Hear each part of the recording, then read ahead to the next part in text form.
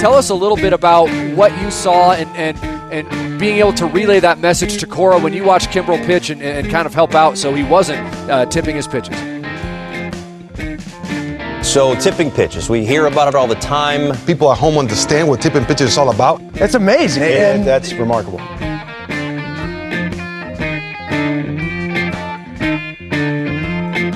Alex, a couple months ago, we announced on the podcast that we had sold the show and its corresponding intellectual property to Major League Baseball. We recently received word that Major League Baseball has decided to resell the show to the Free Press. And so now we are going to be employed by CBS News. And you always wanted to get into hard news. So this is actually huge for you. This is, yeah. They're calling you the number 2 to Bari. You can't do this to me. You I can't do start what the to- episode this way. I can do whatever I want to. Stop me. Hit pause and delete it. You won't, because it's true. How much of that $200 million are you getting? Yeah, it's a sizable amount, which is why I'm reticent to actually discuss this at any great length. My feeling about the valuation of media companies is that if you just say a number for long enough, that's what ends up being the price for them.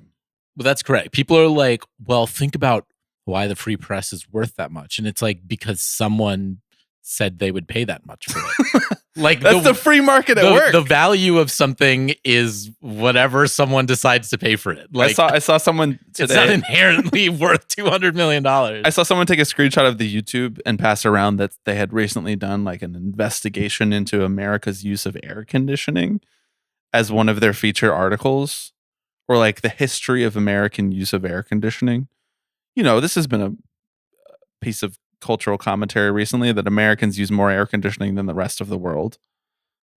I don't really need to weigh in on that. Yeah. I think mostly I wanted to talk about I love air conditioning. It's so great. I love it. As ours just clicks on in the hotel room right now. 3,000 views for that video, an investigation. Like, could we, if we just say right now on the podcast, we're thinking we'll probably sell the pod for $50 million. Like, in 2 years, will we sell the pod for $50 million? Yeah. Okay. Great. Well, this is why you're the CFO of this company. Well, you're forgetting that in 2 years, we're going to be living in a post-money world anyway. Post-fiat currency. Post-fiat currency. How's it going for, what is it, El Salvador, who switched to Bitcoin as their official currency? How's that working out? Was it El Salvador? You might be right about that. I don't know. When I went to El Salvador, they had Bitcoin as an option to pay everywhere. So I think it is El Salvador.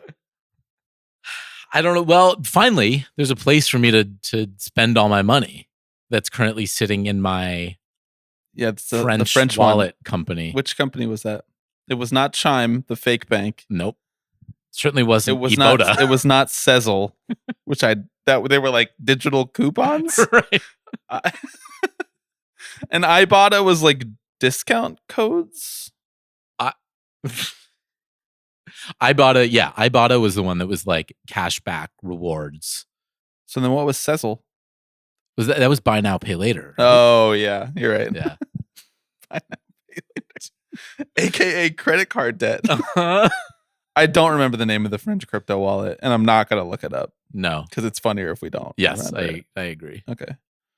Is this a good podcast episode? I think this is off to a great start so far. We have a good one coming up, that's for sure. I'm pretty sure I haven't finished editing the rest of this episode as we sit down to record this, but I'm almost positive that it's going to be like 2 hours and 20 minutes. That's correct. And that's on us for putting 2 interviews in one episode, though.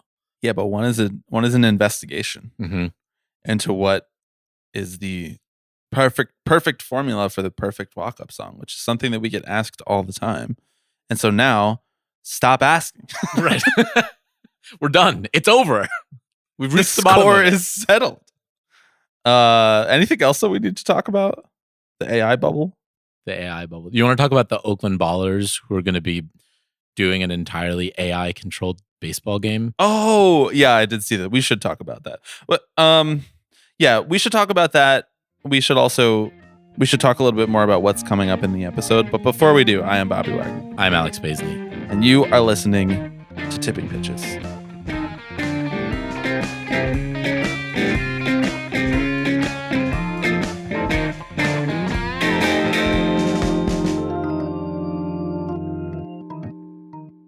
I think I forgot to do the new patrons last week. So I'm just gonna start at a name that feels like the last name that I read. How do you feel about that? That sounds great. Thanks to Stu. Thanks, Stu.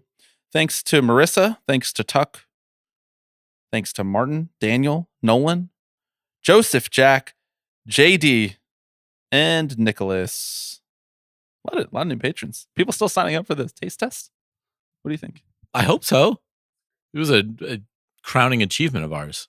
Yeah, will we ever do a better episode than that? we debate. Thanks also to our friends over at Connect Coffee Roasters. As I mentioned last week on the episode, we were able to there's no way around saying we were able to connect with Connect. There's Hear a little bit to link up. Hear a little bit more about what they're doing, their connections to baseball. There it is again. God. Do you think they'll like this ad read? That I keep making puns off of their name? Our first ad reads. We heard a little bit more about their relationship to Ian Happ and baseball and their philanthropic efforts, and we thought that was cool, and we liked their coffee. So if you want to check some Connect Coffee Roasters out, you can get Gold Glove Blend, buy one, get one 50% off. Link in the description, or use code TippingPitches. That's the name of this podcast. All right, teach me about the Oakland Ballers. Should we ask ChatGPT what's going on with the Oakland Ballers? I wish we were discussing this under better circumstances, because I appreciate and respect what the Oakland Ballers are doing, trying to fill the void of baseball that has been left in that city following John Fisher's next great adventure. I still don't think they're going to Vegas, by the way. Just so we can continue to keep me on the record about this. Correct. That's not happening. Have you checked in on the construction cam in the last couple weeks? I forgot they were doing that. Yeah, I don't think I've ever loaded up the construction cam. See, that's how we're different. I keep it in the bottom corner of my screen during work, just so I can check in and make sure they're actually doing what they're supposed to do. No, the Oakland Ballers, the independent baseball team, is debuting a, quote, AI-powered system making every game day decision in real time. This is going to be for their game on September 6th. So by the time this comes out, it will have already happened. And I can't wait to discuss it next week. The results. This is how you make a show. I mean, this is good stuff. This is really good stuff. The Ballers will hand over every strategic game day decision, lineups, substitutions, and plays to an AI-powered system built specifically for this groundbreaking showcase. It's groundbreaking. And wait, so now this has confused me, because I thought what was groundbreaking was the A's construction camp. Explain that to me. Boo. Merriam-Webster defines groundbreaking as. Here, I got a joke for you. Let me try this one out. An AI-powered decision-making system for a baseball team. Brother, we just used to call that Kevin Cash. What do you think? Mm-hmm. Yeah. That was all right. It wasn't bad. Should I keep trying to punch it up? Yeah, I'm trying. Well, this feels just... This AI-powered system's got nothing on Kevin Cash pulling Blake Snell. See, it's getting worse now. Right, yeah. But I think if you power through the bad, you'll get to the good, you know? That's always been my philosophy with this podcast. Eventually we'll get there, right? Year 3, 4, 5, maybe. I don't know. When did it become good? You guys tell us. I'm not sure. I mean, there's a part of me that's morbidly curious about this. Honestly, I hate to admit it. Like, will it be able to get to the end of 9 innings? Right. Without violating all of the rules. Correct. The only rule is... I'm really chasing the high of last week when we did all of those movie puns. That was really good. By the way, some of our best work. Here we are in Kansas City, Missouri. That's true. Getting ready to go to the Kansas City meetup. By the time people are listening to this, it will have already happened. Thanks for coming out. Great time. Really had fun. Yeah. Go. It was awesome. I love this ballpark Go that I've been to now. Go. I believe they call them the Y'alls here. Go Y'alls. Or Go Twins, whoever won. Real fair weather fan over here. On the plane on the way to Kansas City, I did, in a scholarly endeavor, watch The Accountant, which is one of Colt Keith's top 100 movies. And I implored you to watch 21. Yeah. But you didn't do it because you're a coward. I'm a coward. Yeah. And because you don't care about learning how to count cards. and because you told me you've already seen it 100 times to support the work of Kevin Spacey. Okay, so did you see The Vision though? You watched it? This was your first time watching it, I right? thought it was good, actually. It is good. I thought it was good, actually good. Yeah. Good. I thought it was a good movie. Yes. I had fun. Yeah. This morning in the shower, I did think back on what I thought was good about it, and it was a little bit harder to come up with than when I was actually watching the movie.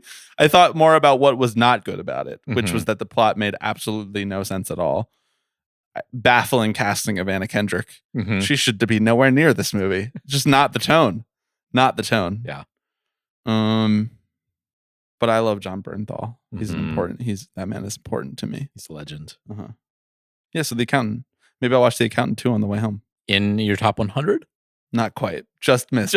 Just missed. That's 101. That's the next pickup.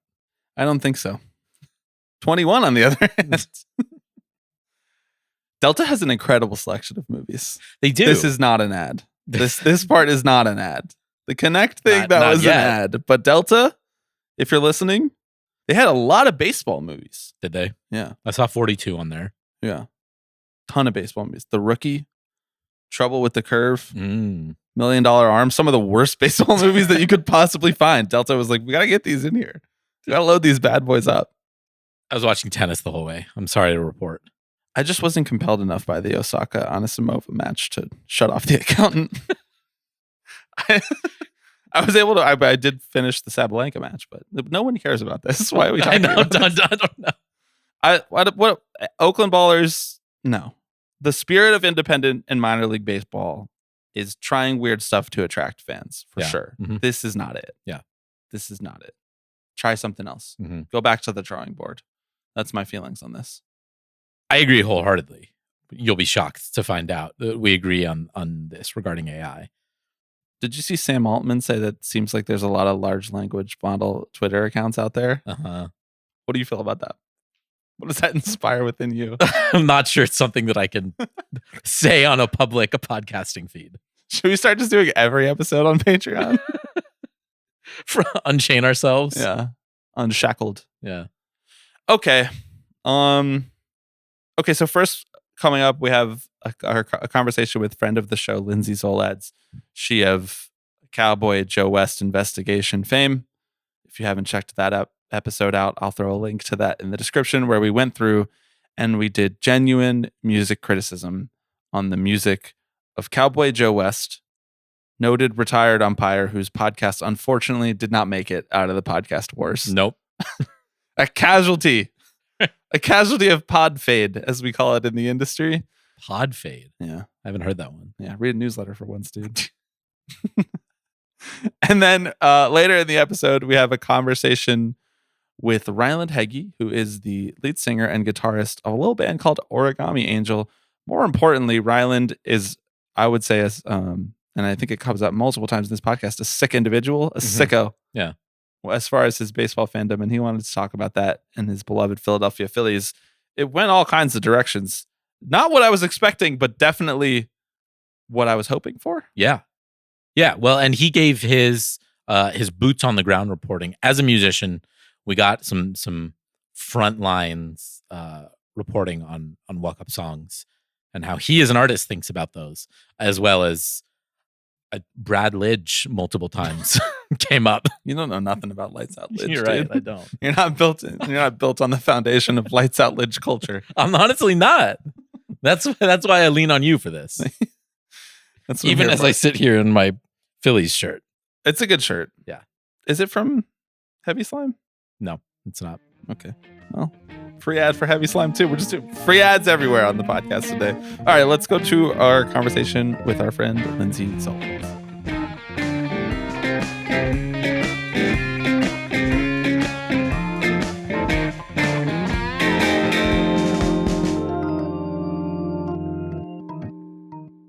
Okay, we are so delighted to once again be joined by friend of the show, Lindsay Zoladz, New York Times. What's your title over there? What title? Pop music critic. Pop music critic, And- although and on book walk-up leave right now. Yes, for 2 more days. And then, so by the time you're hearing this, I will once again be a pop music critic. And walk-up song aficionado. Yeah. And very much Joe so. West expert from your last appearance All on the these podcast. things. Yeah. Mhm. Yeah. Your resume is getting kind of long. I don't know if LinkedIn can handle it. It's, I specialize. I need to know, are there any other sports podcasts out there that are like reaching out to you that are saying like, look, you are the crossover between these two That's worlds? true. Because I like to think we occupy a pretty specific niche. Yeah. No one else but you guys have reached out. So I don't know what that says about Yeah. us. It says that we But- don't actually care about talking about baseball that much, and we're constantly true. looking for other Exactly. things to discuss. Lindsay, a question that we get all of the time. Anytime we do a mailbag, anytime, we're talking to like a musician on the podcast, which is something that we actually do quite frequently at this point in the podcast's history. A question that we get quite frequently is like, what is the best walk-up song? Or like, what would your walk-up song be? Or even in day-to-day life, like when we're at a baseball game with a friend, whatever, we get asked. I never really know exactly what to say, but I do have a lot of strong opinions on what makes the best walk-up song. And as we discussed having you back on the podcast, it felt like finally time to do this as an episode. So the mission Yeah. here today is, well, first of all, we're going to talk about the state of walk-up songs. We're going to try to eventually, at the end of this podcast, maybe collectively pick what the best current title belt holder might be for walk-up song potential, although it should be different person to person, honestly. And in the middle, we're going to talk about the characteristics that make up the best walk-up song. Does that sound good to you? Do you feel comfortable with this endeavor? That sounds excellent. Love it. Your whole Yeah. life building towards this podcast appearance. Yeah, I mean these are all the things I think about in my spare time. So excited to dive in. Walk-up songs get discussed a lot, and they are such a present thing in baseball. In fact, every batter has one, and you see it, dozens and dozens of times per game. But we don't rarely drill down on the state of the walk-up song. But I feel like it has kind of changed in the last couple of years as the music industry has changed around it. I guess my first question here is, I like this twofold question that, I don't know, Alex, were you the one that added it in here? The job. What is the state of the walk-up song, and what is the job of the walk-up song to you? I think the job is really, it's setting the vibe for the at-bat. It's announcing this guy's presence. It's maybe taunting the pitcher a little bit. Like that's an optional quality, but it's like announcing, okay, now so-and-so is at bat and this is his vibe. This is the energy he's bringing. This is maybe a little bit of his personality, and, getting a little boastful about it. Like you're planting a flag on home plate, which is not something you're actually allowed to do in baseball. So you're using a song to say, I am here. And hopefully I'm going to hit it very hard.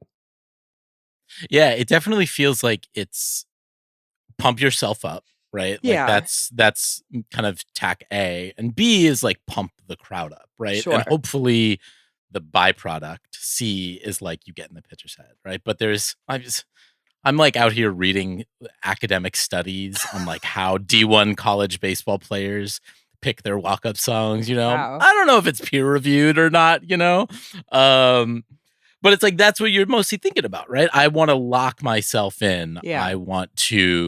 I need something that'll like help me focus a little bit and also engage the crowd. It feels like the Mhm. purest element of, honestly, theater that baseball comes to, right? You're putting on a sort of show, and so it becomes less about, is the walk-up song a good song? And I think maybe we'll get into this, right? Is that a necessary quality? But more like, how does it sort of self-mythologize you? Yeah. Yeah.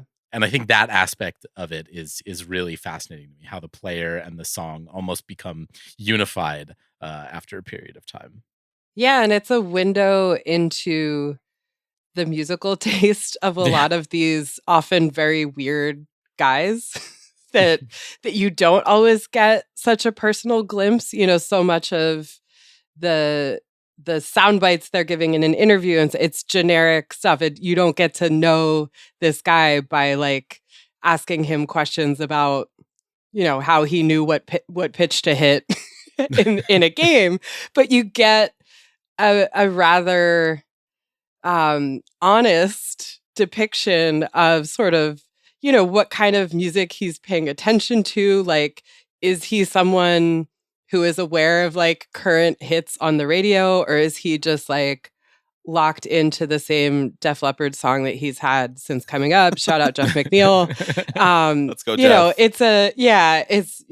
That is a good one. We'll get there. But it's a little snapshot of kind of something about this guy off the field and kind of his level of engagement with the culture as well.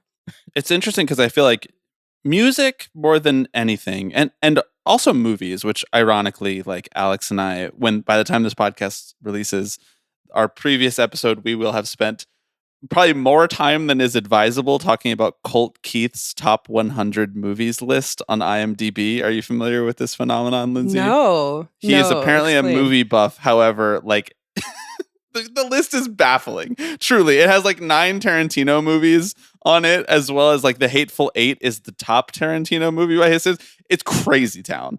Wow. It's just amazing. But movies and music are two things, and pop culture in general are things that we use to like express our personality, like to communicate to other people, this is the type of guy or gal I am.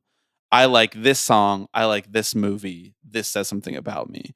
That's true of baseball players too, but it's interesting because of what you're talking about, where like they are very reticent to communicate too much about themselves clearly, even more than other sports. I feel like they're like, we're almost doing a thing separate from pop culture. Like baseball's pop culture is a closed loop in a way, but we've already, I think, kind of like identified an important dichotomy here just in talking for the first 5 minutes here, which is like, is the walk-up song for me, or is the walk-up song for the crowd? Or is it some sort of blend of the two? And what is the pie chart here? And I think every guy handles it differently, but it's pretty obvious the guys who are like, this is for the crowd. You know what I mean? Like, it's communicable for some reason, even if they don't say it explicitly. Like Lindor changing his walk-up song was such a for the crowd thing. I mean, I know he says it's like, this is for my daughters and my wife or whatever, but like it clearly is for a collectivist crowd moment. No? Yes. And I think it's a great one, Lindor having My Girl. It's like such a moment in the stadium, but it also is a reflection of him. Like there is just something so like wholesome and sweet about him. I was talking about this with someone the other day. Like, I think the only like non-wholesome thing Lindor has done since becoming a Met is when he like allegedly choked Jeff McNeil. Oh yeah. in the clubhouse, like and they had that weird lie about like, I thought I saw the rat squirrel and it was raccoon. a rat. The rat and the raccoon. And I thought like, oh boy, there's more to this guy than we know. And then like really since then, he just has been Mr. Smiles, and it's the perfect walk-up song, not only for his personality, but for the way that the crowd thinks of him. His persona maybe is a better way to put it than personality. Like, I think he's like, and he does just seem like someone who would like pick a song for his daughter and it seems genuine and not too cheesy. Like, that's just him. But I think if another guy did that, it would not feel as true. Like someone who didn't have that aura of like positivity that Lindor has, or at least has been able to cultivate and hide the fact that he once maybe allegedly like tried to kill Jeff McNeil. Who I want like a little more of allegedly him. wanted to kill Jeff McNeil. Listen, yeah, this is a lot of Jeff talk already, but I don't even think we're done. I think we'll get to more Jeff talk. Yeah, always. It's interesting how sort of the state of the walk-up song has changed over time, right? Because it's a relatively recent phenomenon, like really within the last 2 decades. You know, you don't have guys in the, I don't know, 50s walking up to Frank Sinatra, right? Like that's just they didn't have the capability for that unless Frank Sinatra was there ready to play for you.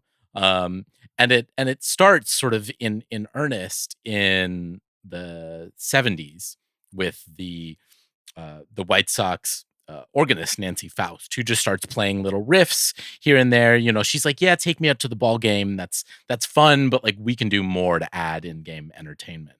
And then you have guys starting to maybe request, "Hey, can you play this little TV theme as I come up?" And then by the 2000s, with the advent of like digital music, all of a sudden you can just plug an iPod in, and it feels like it sort of opens the floodgates to, and I feel like more broadly, like you're seeing walls come down in the cross-pollination of culture a little bit. While we're here, do you want to weigh in on whether Spotify has been good or bad for the music industry? Just real quick aside. Oh, this is not your day job podcast, right? Just kidding, comment. Alex. Please continue. This was a great history of the walk-up song. You're crushing it. Yeah. No, so I'm curious, Lindsay, sort of how you have observed the walk-up song change, maybe just in your engagement with baseball over the years, because it feels like it's really sort of rapidly evolved from like every guy plays AC/DC to like a real statement of character. Yeah, like I feel like in the 90s, like there were a few that sort of broke through and were like associated with, like I think Chipper Jones had Crazy Train and was like very, I mean, I don't want to ever give Chipper Jones any props for anything, but like that became pretty iconic, and I think was one of those where it's like you associate this song with this player and it became something larger than that. But that wasn't true for like every guy back then, and I think social media has had something to do with it now, where like you can, you know, they're sharing playlists of the team's walk-up songs, and you can kind of, there's like a level of engagement with it that I think is a little different, and it's just there's more to share in that way, like that those walls sort of coming down, and you know the league diversifying in certain ways has brought in like not everyone is an AC/DC fan in the MLB anymore. Like may have been more true in the 80s and 90s and such, but we get some different musical cultures in the mix, which is good. But yeah, I think we're in a decent moment for it right now.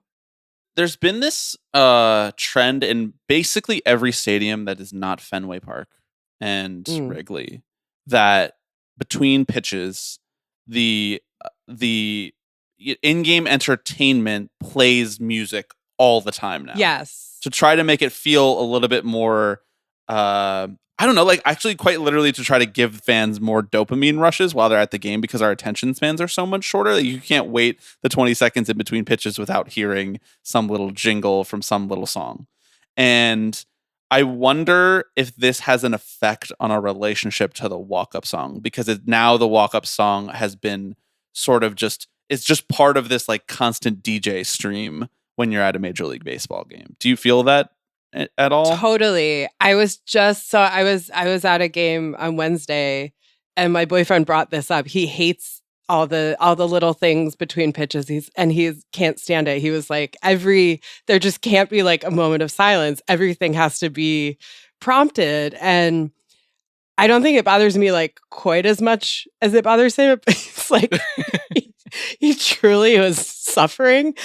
But I think it takes away from the primacy of the walk-up song and the sort of the call and response elements of, you know, when they play like a little snippet of it, just like it's happening all the time, and it does kind of take you out of the moment and just like like makes the walk-up song a little less of its own thing.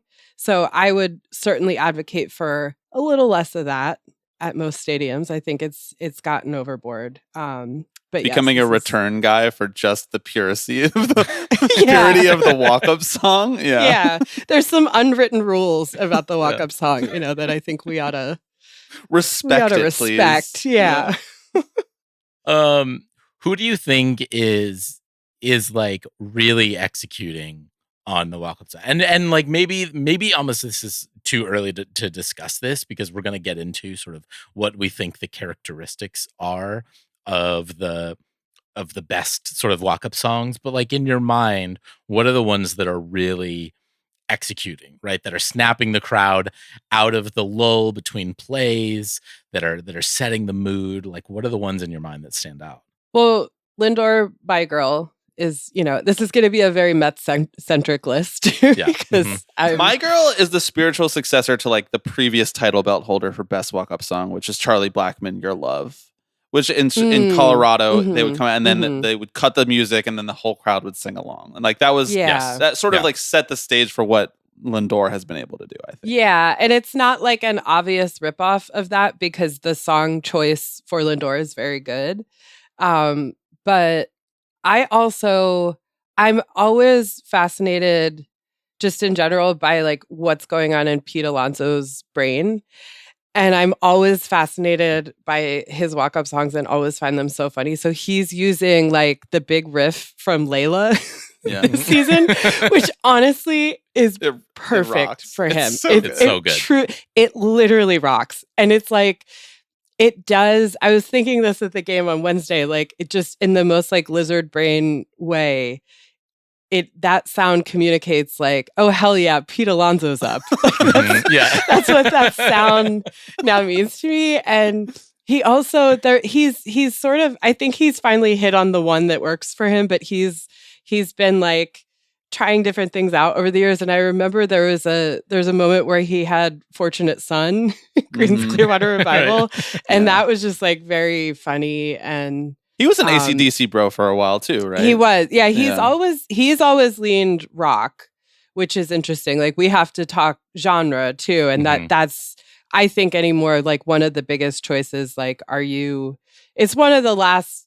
places where, all genres are breaking down and everyone listens to everything, but like, you're really, with these guys, I don't think they all listen to everything. Like, I think a lot of them are pretty one lane. So it's a big deal of like, who's leaning rock, who's leaning country, who's into rap, like who is going off the charts into something else. Like, so a lot of reggaeton these days. A lot of reggaeton, obviously. Yeah. But yeah, Pete has been, and I think the rock works for Pete. So I really like Pete having the riff from Layla this season. Do you think Pete has seen Goodfellas? Like, do you think he knows that every time that plays, like half the Mets crowd is like, fucking love that scene from Goodfellas? Yeah. Well, he has a different part of the song. I know. It's like less depressing. I think Pete has seen Goodfellas, I think. Okay, great. I'm forced to bring up movies whenever possible, and that felt like I'm glad you do. And I love thinking about hypothetical thoughts that Pete Alonso may or may not be having at any time. Like, it's like, because there's not a lot of them. There's just, it's pretty like, but yeah, I think he found a good one.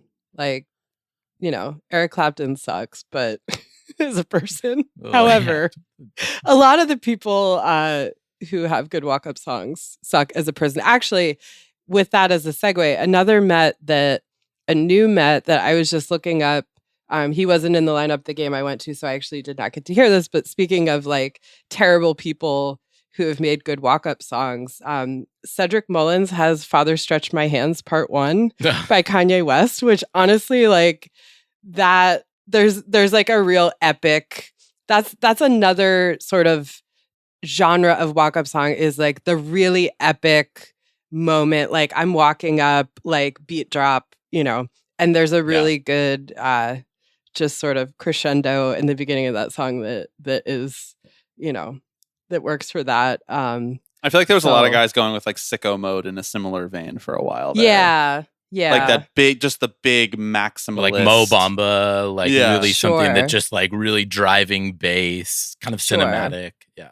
Lindsay, can I tell you a crazy thing that happened to me at a Trenton Thunder game earlier this year, which is an independent league team now, which used to be the Yankees AA team. Yes. Yeah. It wasn't a walk-up song, but it was kind of in the same vein of like where we play a little 5-second clip of music in between every single pitch nowadays. They kept going back to Never Meant by American Football. And I was just like, this is so not the crowd to hear this and be like, fuck yeah, dude. But I was in the crowd just being like, what is happening? Am I being That's just like a very specific guy. Right. Has his hand on the button. Exactly. Like that's and his job. Man, Is like, this guitar lick is sick. Yeah. Yeah. Honestly, I'm glad white guys in Brooklyn need that representation. But we were in Trenton Thunder Trenton, game. New Jersey. Okay, so those are the guys doing it right. Obviously, it's a team-specific bias because it's really hard to keep track of everybody's walk-up songs if you're not a fan of the team and watching them regularly. Who do you think is doing it wrong right now? I think you shared some strong takes in the group chat about this. So please, yeah, I have. The floor is two yours. Answers. Yeah, I feel very strongly about both of these. I have a specific player, and then I have a specific song, and I'll start with the player. And it's a guy who's honestly doing everything wrong right now. It's Anthony Volpe of the New York Yankees. I learned this only last night too, because I don't follow the Yankees as much as the Mets. But this just came up at a bar last night, independently of anyone knowing I was going to be on this podcast. Wanted to keep it a secret, but a friend of mine was saying how Anthony Volpe, and I looked this up, he changed it to this in June of this year. His current walk-up song is Trap Queen by Fetty Wap. Let's go. I actually love this. It's like so Anthony Volpe 2025. Just like it's giving like I heard a song once when I was 14 years old. This is a hit from 2014. Just kind of low energy to like he comes up to the opening line of the song is "Hey, what's up, hello," and that's the shrug of a lyric that Anthony Volpe walks up to the plate to. Like, no wonder he's hitting into all these double plays and stuff. It's not setting the mood for anyone. No, but he's making the pitcher feel very comfortable to this. Like, yeah, hey, what's up, hello, and just like, yeah, we won't even go into what the song is actually about because I don't know if he knows that. But like, it's also like Anthony Volpe is not giving Trap Queen in any sense of the word to me. So like, and he's obviously been struggling a good deal these days. And I have to wonder if the walk-up song has something to do with it. Although the fact that he chose it like in the middle of the season too, I just have a lot of questions for him. Maybe, like me, he was playing against Eric Fetty and the Milwaukee Brewers and just kept thinking in his head, Fetty Wap. That's what I think every time I watch Eric Fetty pitch. Because there's like, Fetty delivers, and I'm like, Fetty Wap. And then I just think 1738. So here's a way in which, though, the walk-up song is relative. That would be a good walk-up song for Eric Fetty. Right. Or a good like, warm-up song or anything.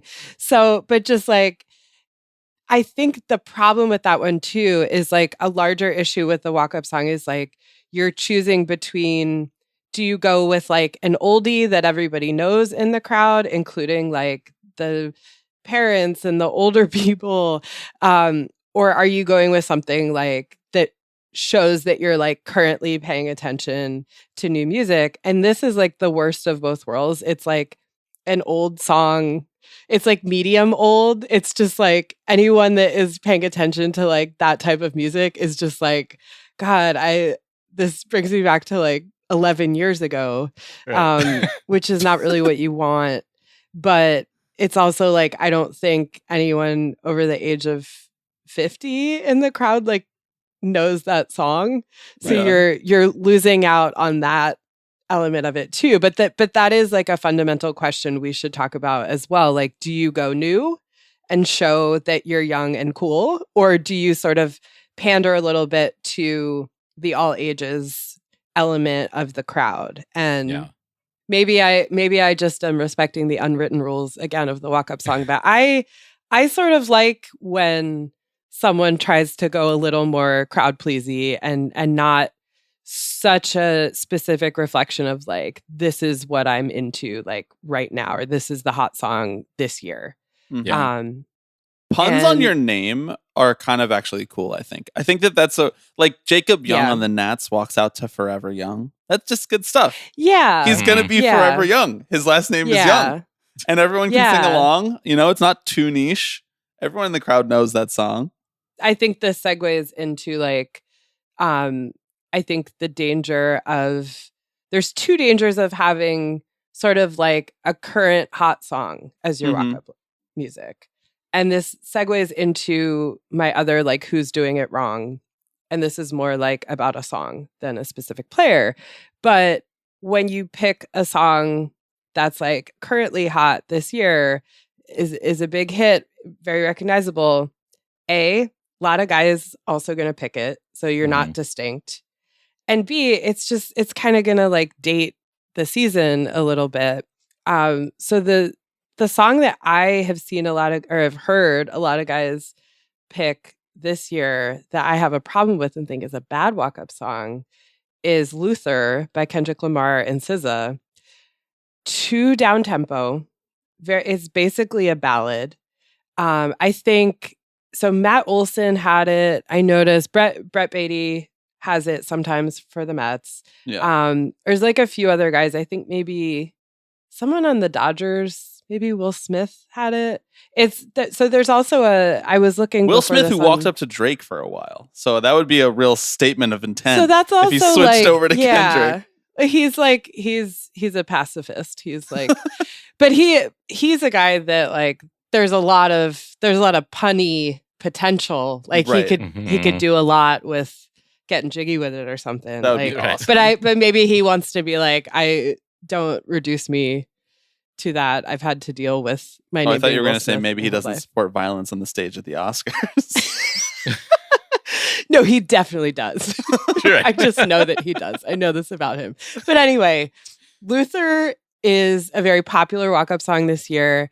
And it just does not, to me, like it's too low tempo. It's too sleepy.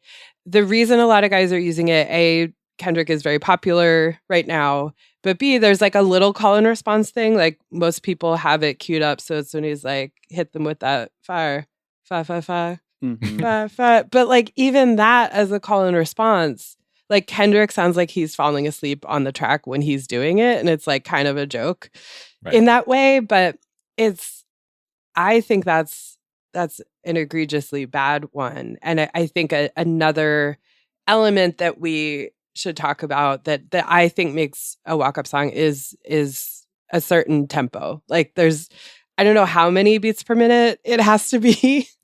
There's probably a scientific way to figure this out, and maybe you read this in one of the scholarly papers, Alex. But it wasn't in the scholarly paper, but actually we have Max Martin on the line. Max, what do you think? All right. Hey, big fan. Yeah, so I think that song is too low tempo, and it's also too popular to really like make your mark and say like, this is my song. This is the song you associate with me. Because there's sort of a like Pavlovian response to it too. Like if you watch enough games and, you know, have like a guy that you're rooting for, like sort of like Pete Alonso with Layla, like now my lizard brain hears that riff and is like, yeah, it's Pete. Yeah. And that's all. But the friend that I was talking to about Anthony Volpe is like, he's like, I can't hear Trap Queen anymore because it's just, I feel this, even if I'm out and it's playing somewhere, like I feel this dread that like, oh no, someone's about to ground into like a weak double play. And, you know, so that's also the risk that you run. But there's just, best case scenario is it becomes this almost like instant association, and you can't have that when there's a bunch of other guys using the same song, or it's just a song that's very popular that you hear out in the world a lot at that given time. So that is my Luther rant. Like I think you saw some guys picking like Not Like Us in the summer after that came out. And again, I mean, I think that song works a little bit better as a walk-up song and had the critical mass to like get the crowd in, right? As soon as it starts playing, like everyone is locked in for it. But still, you're never going to be identified as the not like us guy. You're gonna like, be. You probably don't want to be identified. You're gonna be like us, right? Exactly. It's like kind of ironic. Yeah. But yeah, a better walk-up song, and there's even like better Kendrick Lamar songs on that album, even that would work. TV Off would be good. That Squabble would be Up.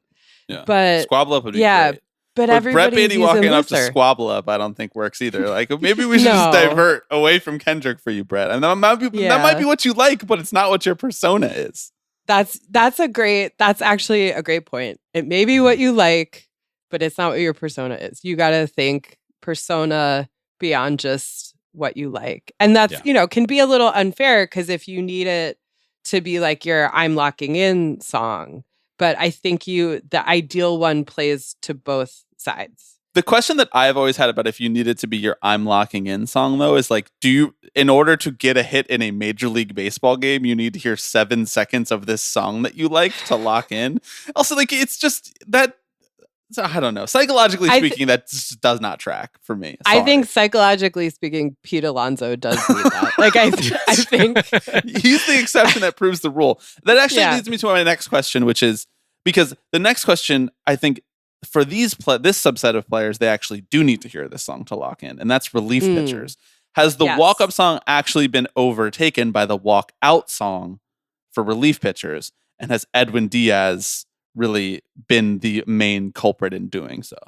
Well, yes, kind of. It starts with Mariano Rivera, obviously. And I think in a way, the Enter Sandman connection is like still more iconic than any walk-up song in history. Like that, if you're going to ask someone, what's the best like player walk-up song, they might say that. And then we as purists would be like, but that's technically not a walk-up song. It's a walk-out song.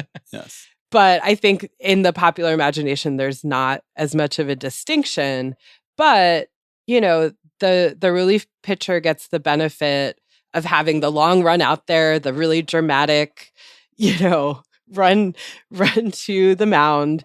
And now a lot of stadiums are getting in it with like the whole light show and it's a whole multimedia experience. And I do think Edwin Diaz just having such a perfect song with Narco and that whole phenomenon, like had a lot to do with it. Again, this is a very Mets centric opinion here, but the Mets are the center of the universe. I mean, come on. It's true. And that's one where, I think it's Willie Adames there's a player in the Brewers who uses that as their walk-up song. No, I think it's the other Contreras brother, William Contreras. It is William Contreras. And every time I hear it, I'm like, that's wrong. I have that like Pavlovian response of like, oh, where's Edwin? Is Edwin coming in? Yeah, like, and it's like, oh no, it's like the bottom of the 4th inning and we're in Milwaukee. Like, no.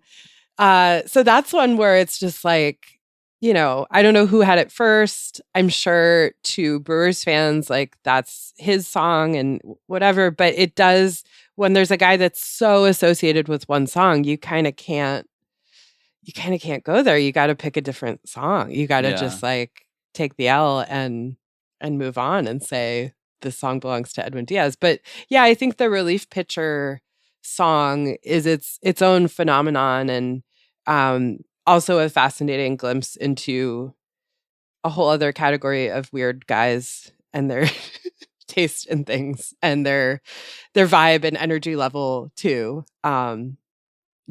Jacob deGrom, well, starting pitchers are different too, but deGrom having Simple Man remains. I mean, kind of perfect in so many ways. Really It's awesome like- and fits. It's like the only glimpse into his personality we've ever received, and for that I cherish it. That and like Andy Martino the day that he signed with the Rangers, being like he was sad he couldn't drive his truck in Manhattan. Like that was like those are the two things about Jacob deGrom that we know.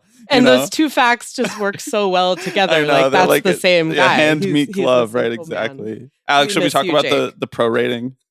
Well, let's wait. Let's talk about the pro rating in a second. One thing I wanted to ask real quick and just get both of your guys' temperature check on is because I feel like we've talked about sort of two categories of walk up / walkout songs, right? There's like the vibe curation, get the audience into it, kind of lock yourself in a little bit. There's the sort of more menacing side where you're trying to impose some sort of fear in the hearts of your opponent. I thought a lot of the closers do this.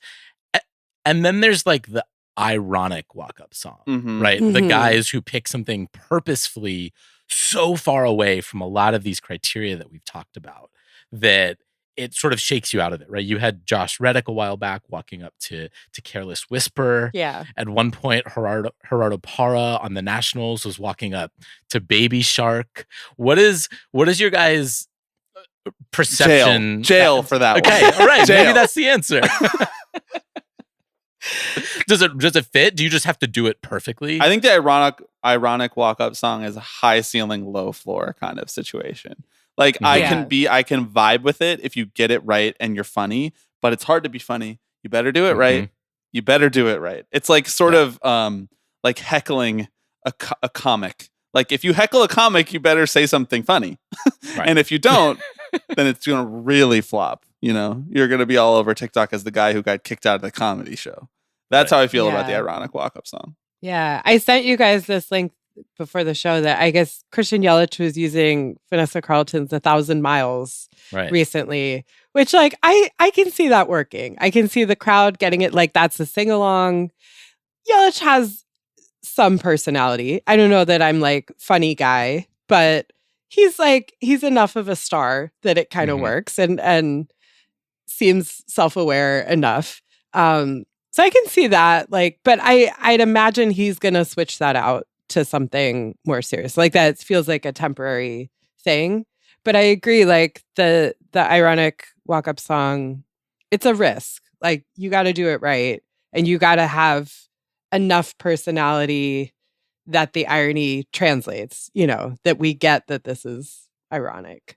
Right. So I think in that case, it's a yes, not hell yes, but it's a yes. You got to thread the needle. You got to. Careless Whisper for Josh Reddick is funny. That's pretty funny. That's great. It was amazing. It just That's doesn't incredible. fit his look at all. It's just a Right. contrast of look and feel that that's works wonderfully. doing it right. That's doing it right. Baby Shark and those weird Nats No. fans, all the Yeah. senators No, in that the was- stands. Get that shit out of here. Right. Shit away from me. Stop. All right, before we get into the criteria, we're doing like the 45-minute preamble to the actual exercise that we're here to do. But yeah, Lindsay, do you want to weigh in on our idea of the walk-up song being inextricably linked to how you are performing? The reason that we brought this up was because there are some guys where it just feels like you are not performing nearly well enough to be walking out to Trap Hell's Queen. Bells or something like that, or Trap Queen, Yeah, or whatever Actually, it is. those are both right? true because Ryan Helsley needs to pitch better if he is going to own that song. But it's not even the only pitcher that does that. But anyway, yes. Right. Well, so is this not egalitarian enough for us to think that if you're hitting 200, you should only get 3 seconds of I a think walk-up song? here were the rules that I think we landed on. It was like the better you're doing, like if your OPS plus is above 100, you know, you get like an extra second to your walk-up song for every like 10 points that your OPS plus is above 100. You know, so like you're prorating it to league average. Everyone starts with like 5 seconds of their song. Okay. And then like if you're like Aaron Judge, you get to play like, you know, 15 seconds of the song or 20 seconds of the song. And if you're, you know, maybe sorry to my beloved, but if you're Tyrone Taylor, like you're getting 2 seconds of your song. Like it better be pretty quick. Tyrone Taylor, actually, sidebar, I will answer this question, but he has a good one. He has one that's sort of, I think we should say like the thing that's so fascinating about the walk-up song and trying to create like rules or criteria for it is there's an exception to every rule. Mm-hmm. So Tyrone Taylor's walk-up song, I think, is still Ice Cube, Today Was a Good Day, which should be too low tempo for a walkout song, but it fits his vibe. It does. In this way and it's like there's a joy about it. It's like, yeah, I would like today to be a good day for you, Tyrone Taylor. But so like, yeah, and it's like just enough of a specific sort of quirky pick that it reflects something about his personality. So I think that's one where like the sort of low tempo kind of laid back element of it works. So again, an exception to every rule. Yeah. But this is a very intriguing idea to me. It started because I felt like My Girl was getting cut too short, and Lindor would have to take his time out to let the crowd actually sing along. Yeah. Which didn't feel right. So the one reason that I would be reluctant to sign off on it is that I feel like the guys who are struggling are the ones that like need their song the most. They need that little pump up. Bootstraps. They need pull yourself up, dude. Something else. They can't. Not everyone gets a trophy, Lindsay. I don't know what to tell you. Well, I think Anthony Volpe should get to hear as much Freddie Wap as he wants to right now. That's what I think. Right. He needs that. That's the only thing keeping him going at this point. It's the only thing he's got. That's why he's showing up to the ballpark, is at least I'm going to get 15 seconds of my favorite song today. Yeah. Okay, let's go through the characteristics. We've each put together kind of 2 or 3 must-haves for a perfect walk-up song. I think we could probably speed through these because I feel like we probably have a lot of overlap, frankly. Lindsay, do you want to start us off? Yeah, I would say I'll just start with the obvious, like tempo. I think 99 times out of 100, we need something up tempo and, with some sort of driving rhythm as well. Yeah, you need to be able to sort of like nod your head along to it, whether it's full throated, like sing along to it. You at least need to get the crowd rocking, moving a little bit. That's part of that sort of atmosphere that we're talking about. That's more or less with the same functionally as what I called bounce. It's got to have a little bit of a bounce to it. It doesn't necessarily have to be fast, and it doesn't need like a bounce beat. It doesn't need to be a rap song with a bounce beat, although it could be. But the song has to get people's like limbs moving a little. You got to do like the little white person shuffle in your dance at the in your seat at the very least. Did you guys watch the Yacht Rock documentary? Did either of you watch the Yacht Rock documentary? Yeah. When Questlove is like, it's the type of song that you're dancing in your seat to, and then he does the little dance. Yeah. That you need that. Yacht Rock actually would be good for a walk-up song. I think it's a pretty underutilized You say song. that, but Hayden Sanger has Toto right now. Well, Toto is a different song. That's a controversial Toto, Yacht Rock choice. Exactly. Come on, we a little Michael McDonald. I could get behind that. I could get hell behind yeah. that. Okay, hell yeah. Alex, what's your first characteristic? The thing that comes to mind for me is the crowd engagement aspect of it, right? Like it needs to be something that, frankly, the crowd knows, right? Or at least when it comes on, whether they're singing along to it, whether they're chanting to it, it can't be. And this goes back to sort of like how good music does not equate to like the good walk-up song, right? There needs to be some sort of critical mass there where the crowd can identify you with it a little bit, can pick it out regardless of the 10 seconds that you choose. They're like, oh yes, that's Layla, that's White Room. Like I know what's happening right now. Again, it's the lizard brain activation element. What we're learning is that we just need more Eric Clapton. I think so. Yeah, right. So much more. Okay. I also have a similar characteristic. I put recognition, basically. You have to know it well enough to sing along. As much as I would love to say that I'm Not Okay is actually the best walk-up song choice out there, like 10% of the stadium might know that. If 100% of the stadium knew it, I think at least 50. You think 50% of Citi Field knows I'm Not Okay by My Chemical Romance? 29. 29. Yeah. I'm going to go. 50% probably knows Welcome to the Black Parade or Teenagers. But I'm Not Okay, I feel like would be a deeper cut. Really? I think so. I feel like that's their most popular song.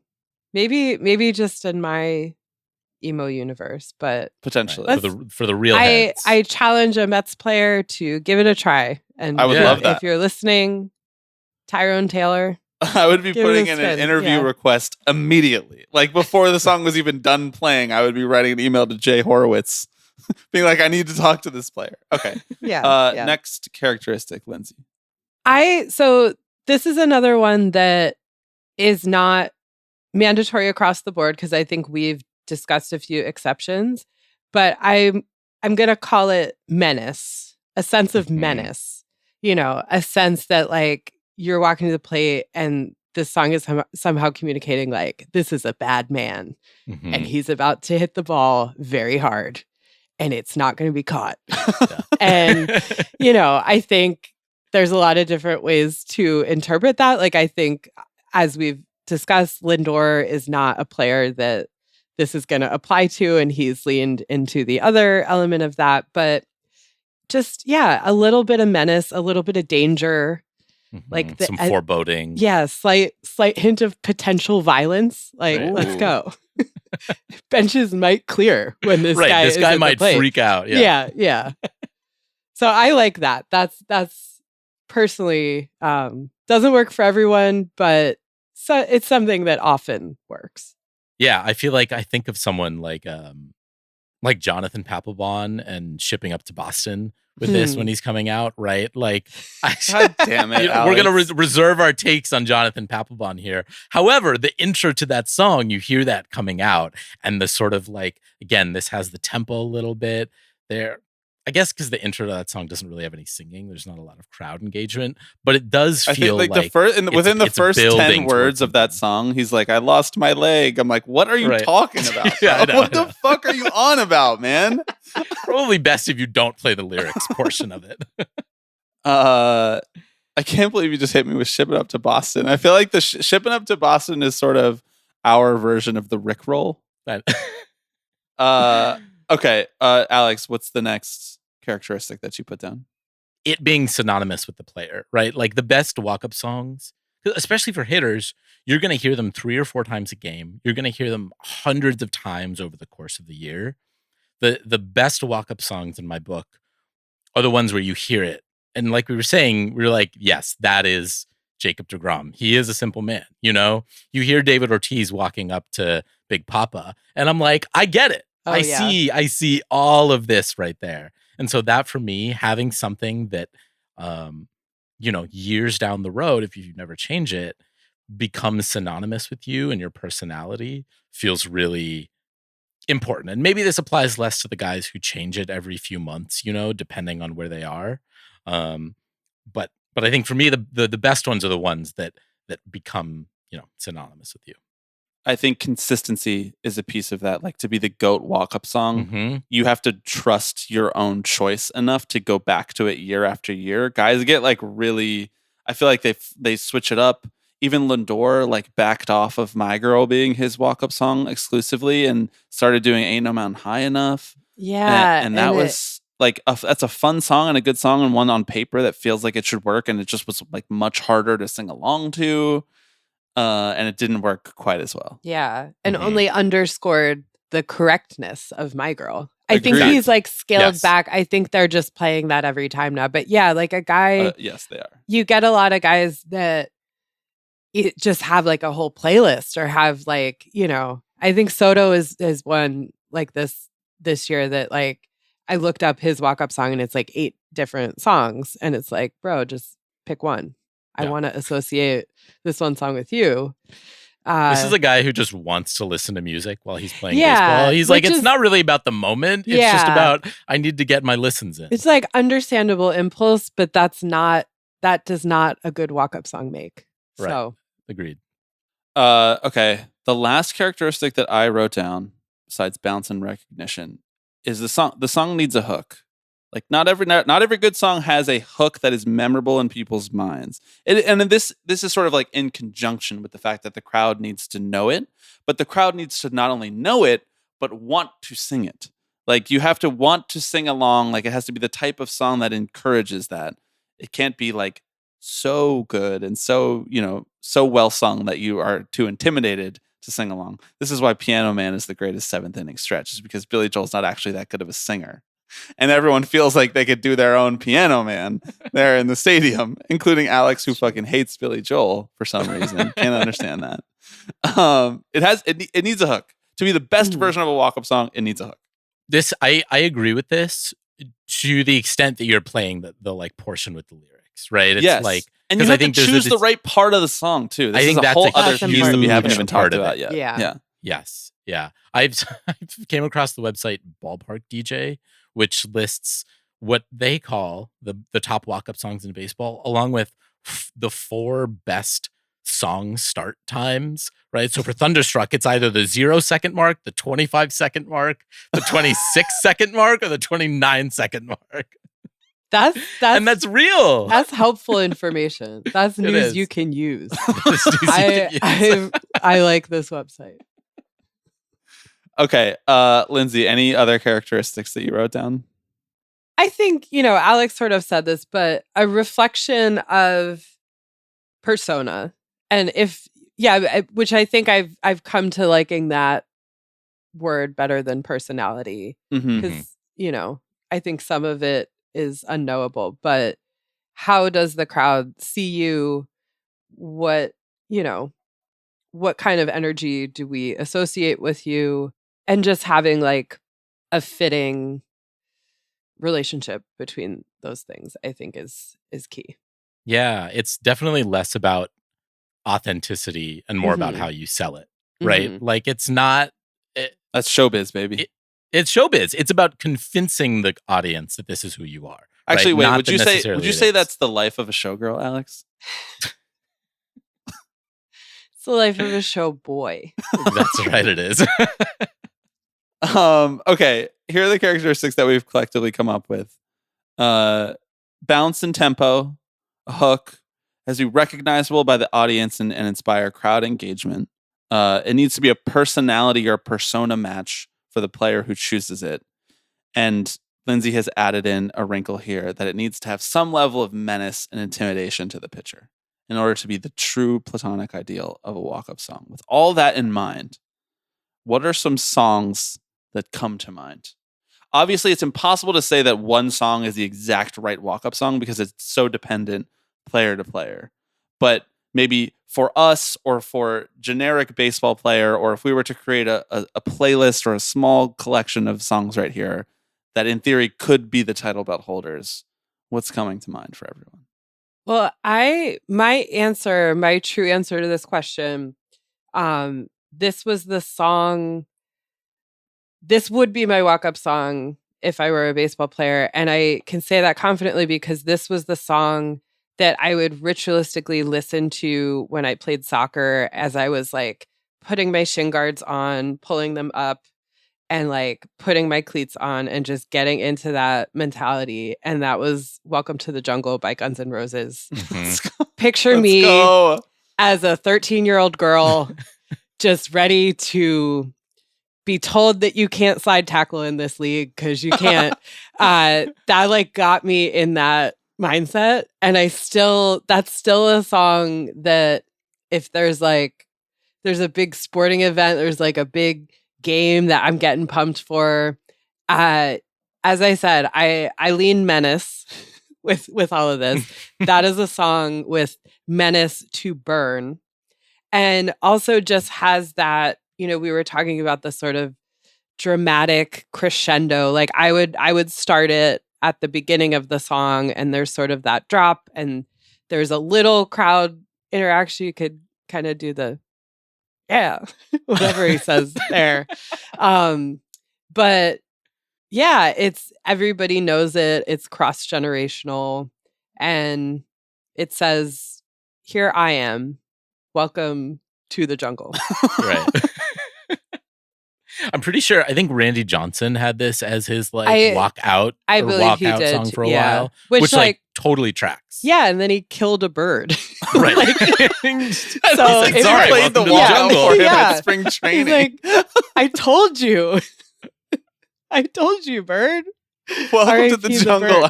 I'm the apex predator of this field, Mr. Bird. All right, Alex, what are some that you wrote down? I mean, the thing about the best walk-up songs are they're going to be ones that are, I think, probably overplayed, right? That like feel really obvious. So a song like Seven Nation Army is overplayed at sports stadiums, which I think is partially the reason why it doesn't make for a good walk-up song these days, because you're probably going to hear it anyways. That said, it, to me, especially maybe for like a closer, feels like it brings that type of kind of menace. It has the drive. Maybe it's not necessarily something that the crowd can sing along to, but you know, they can stamp their feet to it, they can clap their hands to it, something like that. Again, it feels maybe a little bit overwrought because it's like kind of the sports song now. But I think for me, I do sort of lean towards that kind of menacing side of things. I've always, when people have always asked me what my walk-up song is, I've said like Paint It Black by the Rolling Stones, you know, because it kind of rolls into a little bit. I love Something in a Minor Key. It just feels a little bit evil, and I think that's kind of what you want to communicate. So those are a couple of the first ones that came to mind. I like all of those. I feel like, are we underrating just like every Michael Jackson song? Like, is Thriller actually maybe the best walkout song? Because then you got the whole crowd, like, and they can, if you get an extended, maybe like if there's a pitching change and they're still playing it, and then you got the crowd doing the Thriller dance. Like, that's kind of a vibe, right? Well, I think I was thinking about this, just putting myself in the player's shoes. And I think a danger is like, if you want to dance as the player, or if like it's a song that you want to like sing along to, you have to be like, it has to get you in this like mindset, but not want to like hit the dance floor kind of thing. Right. So I personally would say no on Thriller. Too dancey. Because I feel like, too dancey. What about like the Alien Ant Farm cover of Smooth Criminal? Like, is that getting you locked in enough? Like, are you mad enough at that? I can see like a certain guy, right? That Jeff really McNeil works for. Type. Yeah. Well, no, Jeff has the perfect song, Def Leppard, Rock of Ages, which he's had forever. You know, I'm skewing like 80s hair metal here, but I do think that's like a particularly good genre for the walk-up song. And yeah, it's like, this guy's ready to rock. Yeah. I also wrote down Say It Ain't So by Weezer. Like, it has a big riff. It has a line that everybody knows, and then the rest of the song where people don't know the lyrics. Like, we don't even get to that part yet. You're going chorus. Chorus. On yeah, that. we go chorus. Yeah. I think another one, so a larger objection that I have to the walk-up song is like, maybe this is just a plea to the players, but I would love to see more female artists represented. I would love to see more baseball players comfortable in their masculinity, period, but also, comma, enough to use walk-up songs by female musicians. I think there's at least the Mets do every year, like for like International Women's Month or something. They have one day where everyone has like a female artist walk-up song, and it's often very wokeness funny. Ain't dead yet, Lindsay. It still might pop off the mat. For one day of the year, we get something close to gender parity in the walk-up song. But one good one by a female artist that Mark Canna used this when he was a Met, MIA Paper Planes, I think is a very good walk-up song. Don't look into anything she's been up to for the last 15 years. Just vibe out to Paper Eric Planes. Clapton, Kanye, we're saying you don't have to be a good person to That's have made true a gender parity right there. Yeah, like, exactly. We can play a canceled female artist as well as a canceled male artist for a walk-up song. That's what I'm all about. That's feminism. That's a great one. Paper Planes is a great one. Is there a Fleetwood Mac song that works? Like, would The Chain work as a walkout song or a walk-up song? Maybe like during like if you come in at the like build sort of like bridge part in the middle. Yeah. Or the very beginning. I can see that as like true. Yeah. That a relief. If you want to never break the chain of the lineup, you know, everyone keep the lineup moving. Don't break the chain. Yeah, I can see that as like the guy who pitches the ace, and Yeah. you're like, it's not the closer, but like the tumbleweeds are blowing in from the outfield, and here he comes. And I think another one, I was looking on, like, there's a database that collects like current ones, and I think the highest rated song by a female artist was Edge of 17 by Stevie Nicks, which that's a good one. That's a great one. I condone that. I think it might be like a little too overused or generic. I think there were like 4 or 5 guys that it listed using it, but that's just like, in terms of menace, it's got that. It's got, you know, the recognizability, and we're woke. We're saying, yeah, women make music too. It's a political statement. In that same vein, in that same musical genre, just the riff from Barracuda would be really sick. Oh, yeah. And like almost how Pete uses Layla, like just a big riff. Part, yeah, exactly. What about like Bad Romance by Lady Gaga? You have too dancey. Same thing as Thriller. Too dancey. You think it might be too dancey? Yeah. Okay. You could just use I mean, I personally would perhaps use that, but yeah. I'd love to see an MLB player like just as a little monster openly living his truth. Like, Alex, you know, that's like one of my dad's favorite songs. Like, he just, when that song came out, he was just playing the music video on repeat out of okay. I mean, this great test case for like the crowd engagement, you know, because it's like, this is reaching dads in suburban Pennsylvania. Right. The median American voter. Unfortunately, baseball is not reaching my dad in suburban Pennsylvania. Well, he doesn't really care about baseball, so. Oh, I thought this was going to be a Blackouts joke. No. All right. I feel like we've got some good contenders here. Do we feel best about anything that's been shared so far? I mean, I feel really like Welcome to the Jungle is pretty great. Yeah. It's a classic. All right. What I will do is I'll put just a small little poll in the description of this episode. Listeners at home can vote. This is how democracy gets reintroduced back to society. That's right. It starts and other than that, I feel like we've done great work here. Lindsay, thank you so much for joining to finally have it out about the truth of walk-up songs and how important they are to the baseball culture. We really appreciate it. Thank you. I've been waiting my whole life for this opportunity. Presumably, this is what your book is about, right? That's what you were on book. Oh yeah. It's the peer review papers that Alex is reading. None of my peers have reviewed it because they don't exist. It's just me caring one of deeply one. about this. Yeah, but no, you guys care as much as I do. Yes, about this, and that's comforting to me. Real quick, what is the book about? Do you want to plug it? Sort of when it's coming out, to the extent probably that you can? A little too early to do that, honestly. All right, that's fair. I would love to come back on the pod when I can finally promote my book. Invites always. This is a place where you want to promote music books. Yeah. Right. It's true. Just thousands and thousands of music-oriented listeners here on this baseball podcast. This is the way. This is the way to get yourself rocketing up the charts. Lindsay, you're the best. Listeners at home, go read everything Lindsay's writing for the New York Times if you've heard of it. Really appreciate it, and we'll talk to you soon. Yeah, thanks for having me, guys.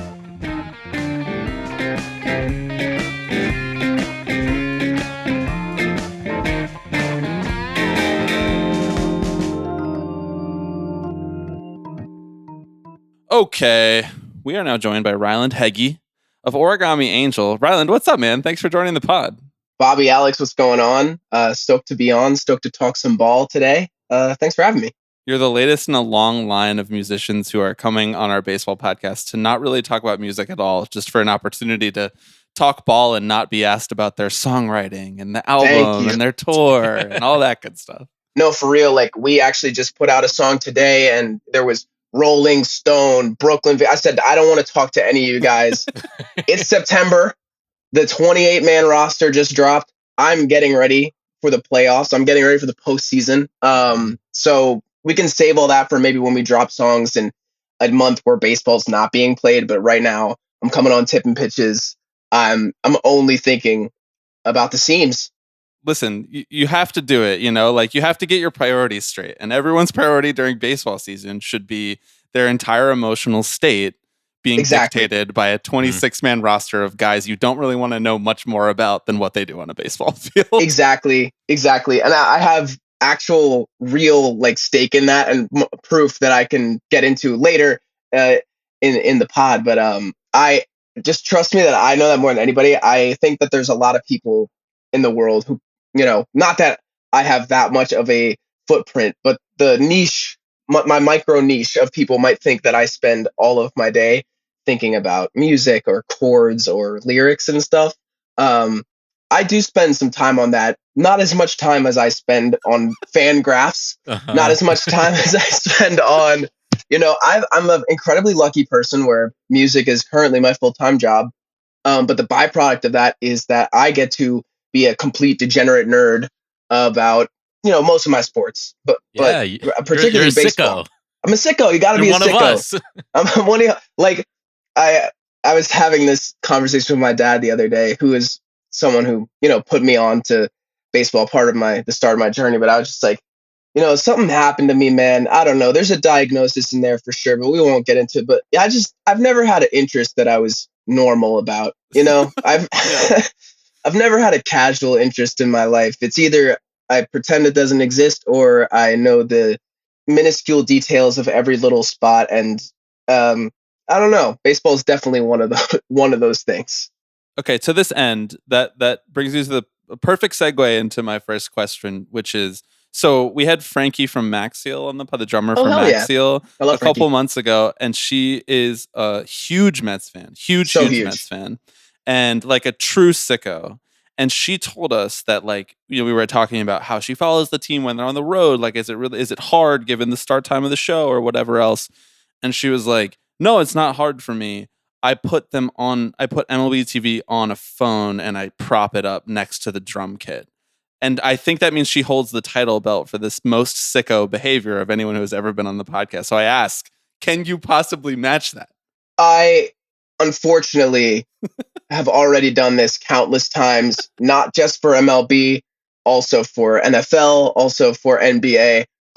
There was a time where I watched Joel Embiid's masterclass against the Utah Jazz, 59 points, like 13 rebounds, 7 blocks, a near quadruple double from my pedal board. I have a place where I Velcro on my phone. I could put it on the NFC Championship game, the Eagles versus the Commanders. We were in Germany. So we were actually playing at 9:00 where it started. It's 6-hour difference. And I watched the first 2 quarters, just a quarter and a half of football during our set off of my pedal board, checking in regularly, seeing that Saquon had broken a tackle and gone for a touchdown on the first play from scrimmage. So like I honestly, I know that Frankie's a sicko. I've been on tour with Frankie and she did that and it's awesome. And she is a sicko. And I'm not going to say that I'm more of a sicko, but it's just that this is something that I wouldn't even voluntarily bring up because it's just part of my life.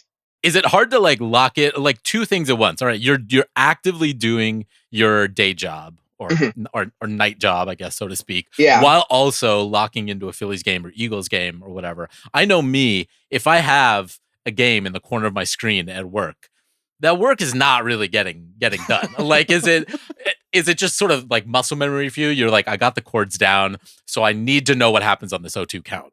It's so beautiful.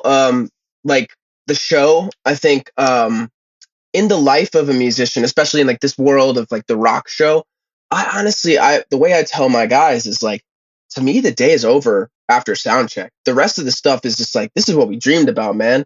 And honestly, this is probably something similar for ball players, any sort of sport, where it's like, when you go out and play the game, it's like, yeah, you're working, but it's like, that is when you're so locked in that like, you can think about other shit. And I mean, I played baseball and I would think about other stuff when I was at shortstop, but like just, I would go through the motions of mentally. And I think that when you're playing the show, it's like, it's honestly, we have done it so many times at this point, right? This is a 365-day year that we're currently having, from last October to this October. we will have played 106 shows and been on the road for about, I think, 160 of those days. So that's every third day of my life that I'm on the road, and somewhere in between 25 and 33% when we're actually playing the show.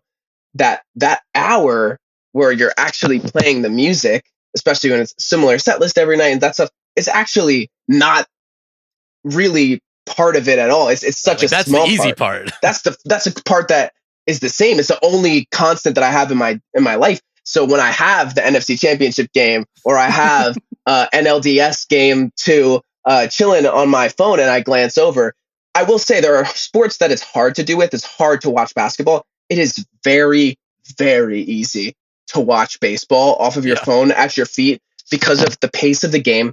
And honestly, it's just, you can get so much information for baseball, even if you're on the game tracker. Like if you're not watching the game, if you're on the MLB, if you can see the guy and you can see the pitches, like you can follow the game like that without paying like all your attention. And nobody knows how to do this. Like I'm very engaged with the crowd. I'm talking, I'm front manning it up, but I'm glancing down. You probably think I'm tuning my guitar. That's what I was just going to say. It's like we broke news here on the podcast already. Is like if you've ever been to an Origami Angel show and you thought that Ryland was tuning his guitar, actually what he's looking down is to see whether that Zach Wheeler pitch caught pain or not. That's what I'm saying. I'm going to get to when we need the challenge system then. But I'm crashing out. Or it's like there's been so many times where like Pat, it was more in the football season because he follows football more than he follows NBA enough, mostly playoffs, but he follows football throughout the year. And like in that NFC Championship game, he was looking at it at his phone on the score, like just the score tracker between the games. He was like, "Damn!" And I was like, "Yeah, we up." Yeah. Like like I'm watching, he's following. So there's all these moments in between the song where you can just catch a glance. And baseball is very easy to do it with. And some sicko shit is that I don't just do it for important games. I'll do it whenever, man. It's random. That's when you know. Yeah. I'll do it whenever. What? Okay, so we referenced like Philly sports a little bit. Mm-hmm. You are a Phillies fan, correct? I am. You, I saw your entries in a couple of years back to back. Of I know Spin does those the annuals like musicians predict the season. Yeah, you went back to back Phillies. Which has not come true in the years that you've predicted them. I think maybe you're riding off the high of a Phillies win a few years ago. It makes sense. Yeah. Has the outlook changed at all? Are you still, because I felt maybe just a twinge of homerism in those picks.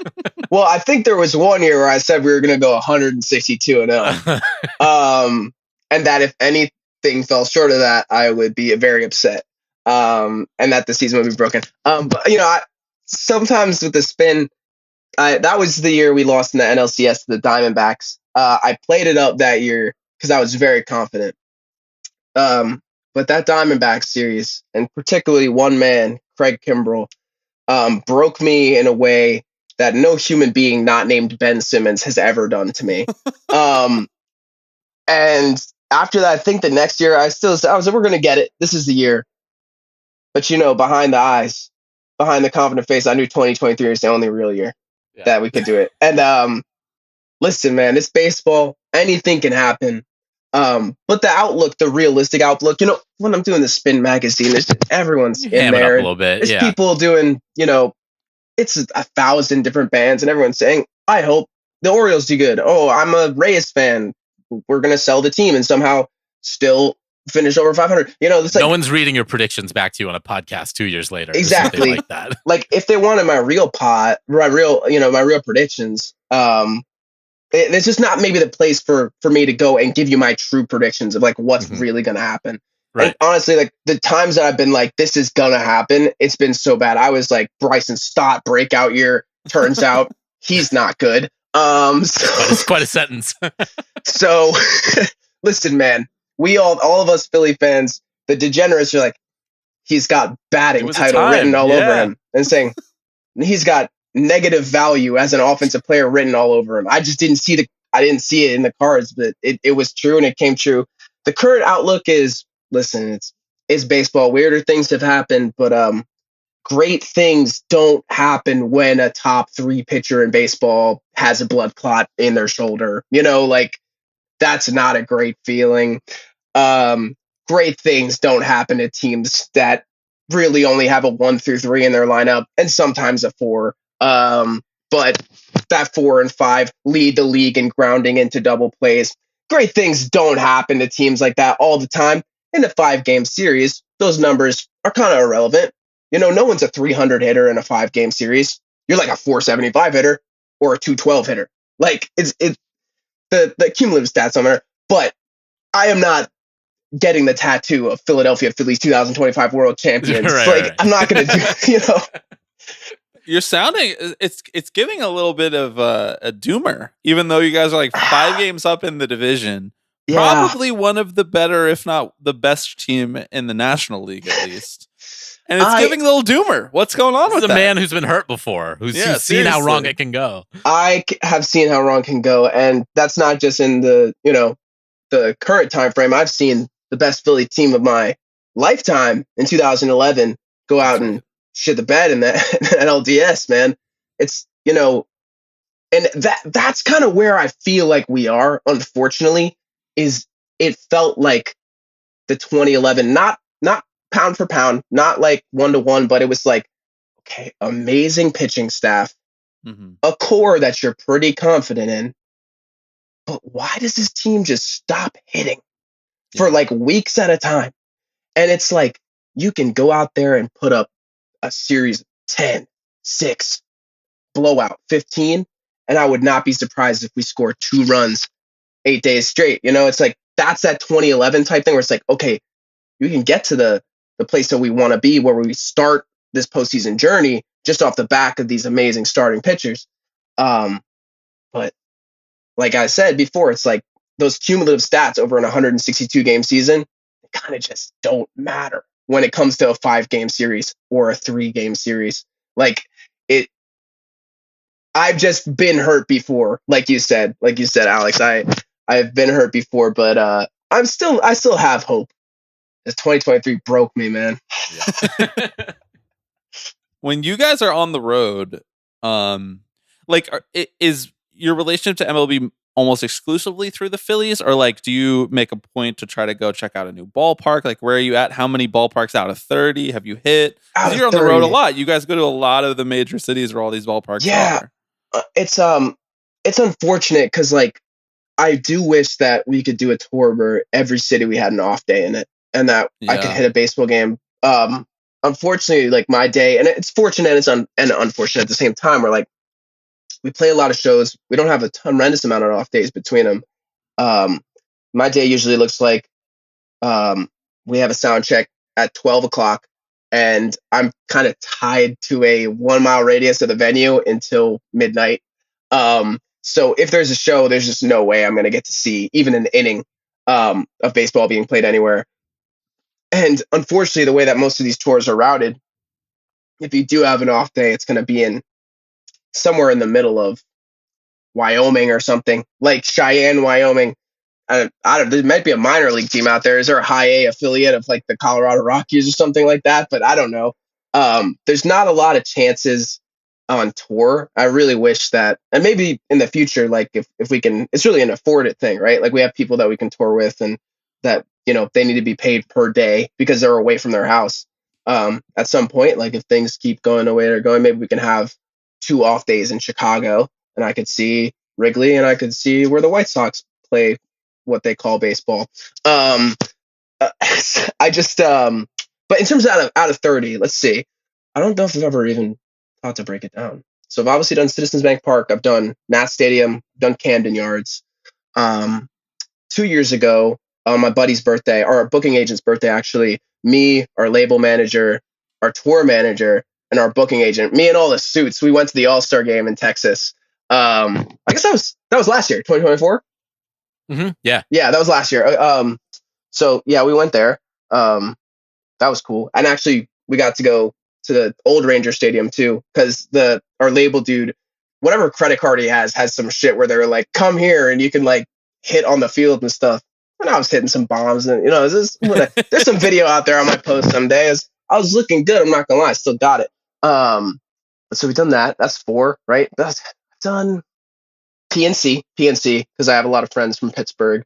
Love PNC. Honestly, the ones I went to, I really love all those parks. Like Camden is like just such a gorgeous experience. Like It's incredible. That's the one to me, man. Like I love Citizens Bank Park. The atmosphere is there. Citizens Bank and PNC feel kind of like brothers. Like even, being both the two sides of Pennsylvania, but like they just feel like the same energy. Yeah, I guess that's not that many out of 30. What about Fenway or Wrigley? Either of those? I've never done Wrigley. I had the opportunity. My dad visited one of our cousins out in Chicago, but I was working and I could not go that time, so that sucked. But it was in 2018, Harper's last year with the Nats, and so I was working in an elementary school at the time, and the Nats played the Cubs, and my dad was just talking about how awful Bryce Harper is. Oh, he can't play defense. This guy sucks. Of course, we signed him about 6 months later, and then he was over the moon. We got it. That's fandom. And I was telling him, I was like, it's because he wasn't trying, man. He wasn't trying to risk the bag. Yeah. He wasn't trying at all. He was trying to get $300 million. That's right. And we got him. Whom among us, Yeah. Speaking of the Nationals have worked their way into an Origami Angels song. There is a Nationals reference. That is true. No Phillies though? Is there a plan to? Is it just a time and place? It's a time and place, man. Like obviously, so I'm born and raised in the DC area. So it's so funny. Anyone who's not from DC will always ask me, or not from DC or the surrounding area, will always ask me, like, why aren't you a Nats fan? Oh, you're a Nats fan? And the reason for that is my dad and mom are both from Philadelphia. They met in Philadelphia. They moved to this area for work in their late 20s, and I've grew up here. And if you know any Philadelphia sports fan, like such as my father, especially one who is a baby boomer or Gen X, you would know that the passion that person has for their sports team is almost unrivaled by any demographic of person in the world. So he basically told me when I was 4 and I could understand the Eagles are playing, the Phillies are playing, that I could root for whatever team I wanted to when I was 18 years old and moved out from his house. He said, as long as, and so I would see him and my cousins and my uncles and aunts and everyone get together because all my family still lived in Philly, like my extendeds, and they still do.